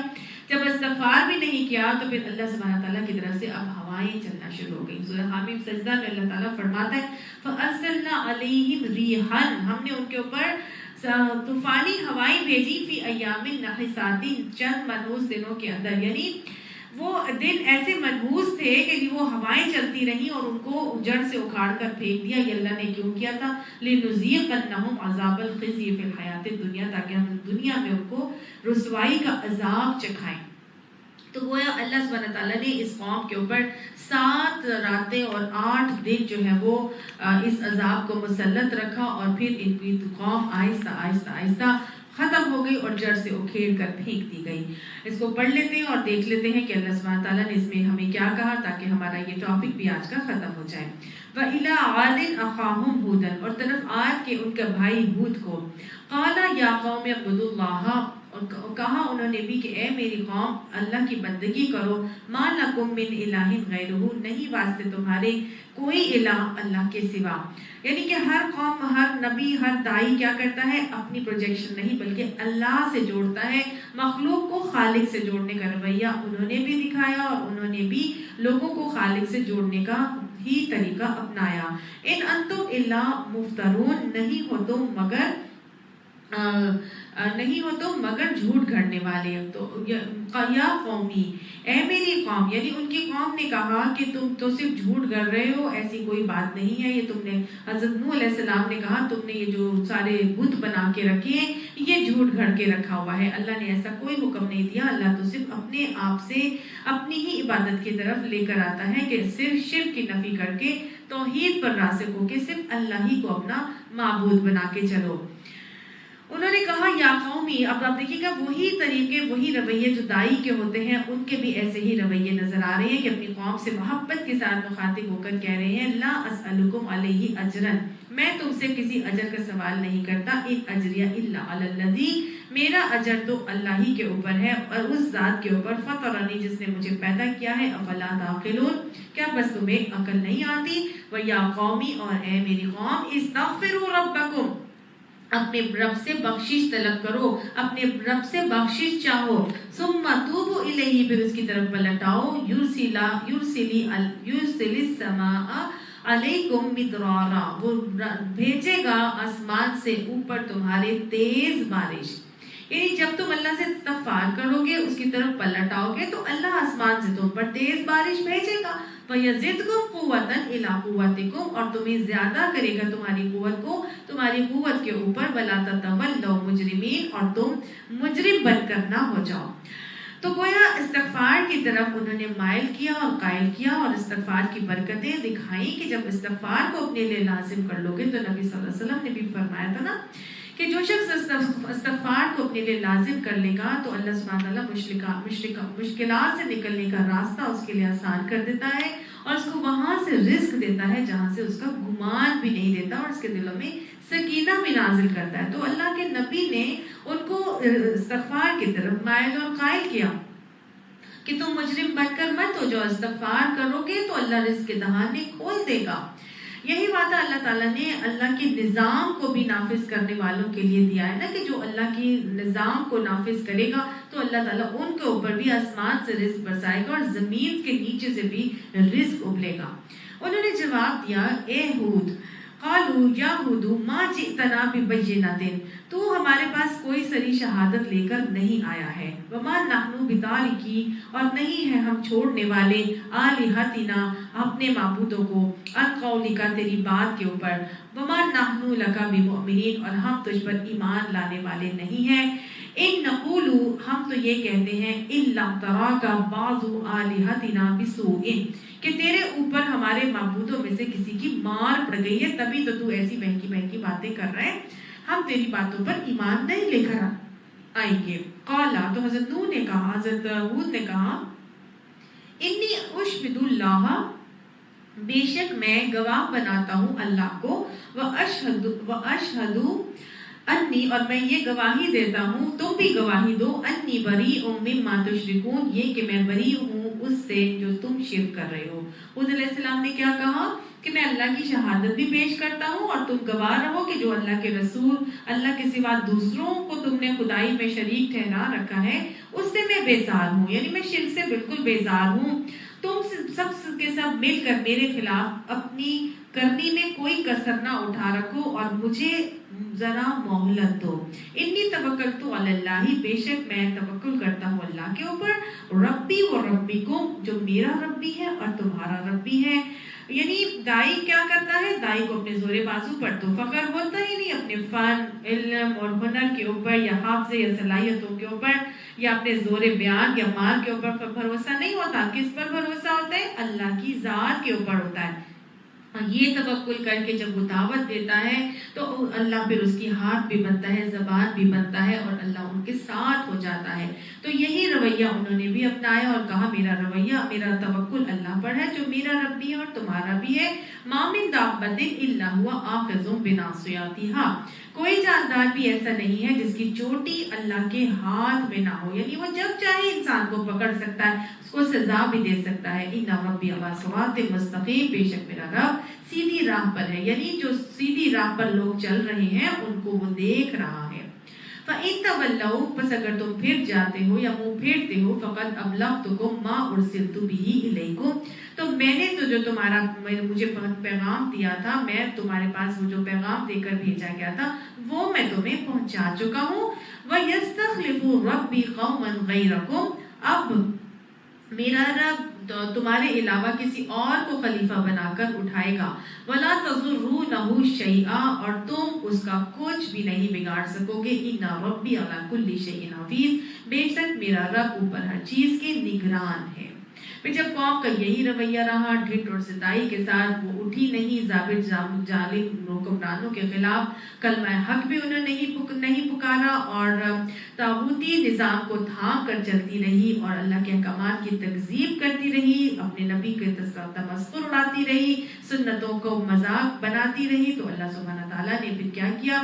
اللہ تعالیٰ فرماتا ہے وَلَمَّا جَاءَ أَمْرُنَا، پھر جب ہمارا حکم آ گیا، نَجَّيْنَا هُودًا، نجات دے دی ہم نے ہود کو، وَالَّذِينَ آمَنُوا مَعَهُ بِرَحْمَةٍ مِنَّا، اور ان لوگوں کو جو اس کے ساتھ ایمان لائے تھے اپنی رحمت سے ہم نے انہیں نجات دے دی، وَنَجَّيْنَاهُ مِنْ عَذَابٍ غَلِيظٍ، اور ہم نے ان کو بھاری اور سخت عذاب سے نجات دے دی۔ اور اللہ کا یہی طریقہ اور سنت ہے کہ ایمان والوں کو اللہ سبحانہ تعالیٰ عذاب سے محفوظ رکھتے ہیں۔ وَتِلْكَ عَادٌ، باقی سب کو اللہ تعالیٰ نے ہلاک کر دیا تھا، کیونکہ اللہ فرماتا ہے وَتِلْكَ عَادٌ، یہ عاد ہے، جاہدوا بآیات ربہم، جنہوں نے اللہ کی آیات کے، ان کے رب کی آیات کے ساتھ انکار کیا تھا، وعصوا رسولہ، اور اس کے رسول کی نافرمانی کی تھی، واتبعوا امر کل جبار عنید، اور ہر جبار دشمن حق کی پیروی کرتے رہے، وَأُتْبِعُوا فِي هَٰذِهِ الدُّنْيَا لَعْنَةً، اور ان کے پیچھے آئی اس دنیا کے اندر لعنت، وَيَوْمَ الْقِيَامَةِ، اور قیامت کے دن بھی وہ لعنت زدہ ہی رہیں گے۔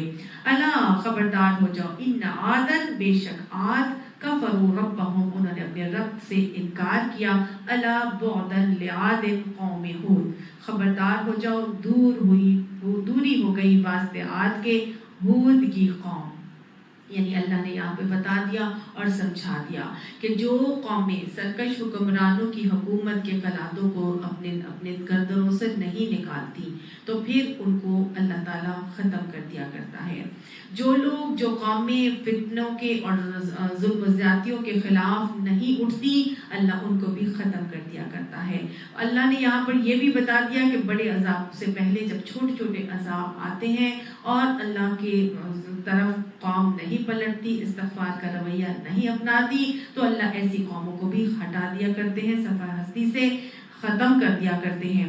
اللہ نے یہ بھی بتا دیا یہاں پر کہ اتنی نعمتیں ملنے کے بعد جب کوئی قوم ناشکری سے، ضد و ڈھٹائی سے طاغوتی نظام کو پکڑ لیتی ہے، انہی کے قلادے گلوں میں ڈال لیتی ہے اور اللہ کے نظام کو نافذ نہیں کرتی، تو اللہ ایسی قوموں کو لے جاتا ہے۔ اور یہ بھی اللہ نے بتا دیا کہ جب کوئی قوم تکبر سے شرک پر جمی رہتی ہے تو اللہ انہیں عذاب الہی میں مبتلا کر دیتا ہے۔ اللہ ہمیں ان باتوں سے سبق سیکھنے کی توفیق عطا فرمائے۔ وآخر دعوانا ان الحمد للہ رب العالمین۔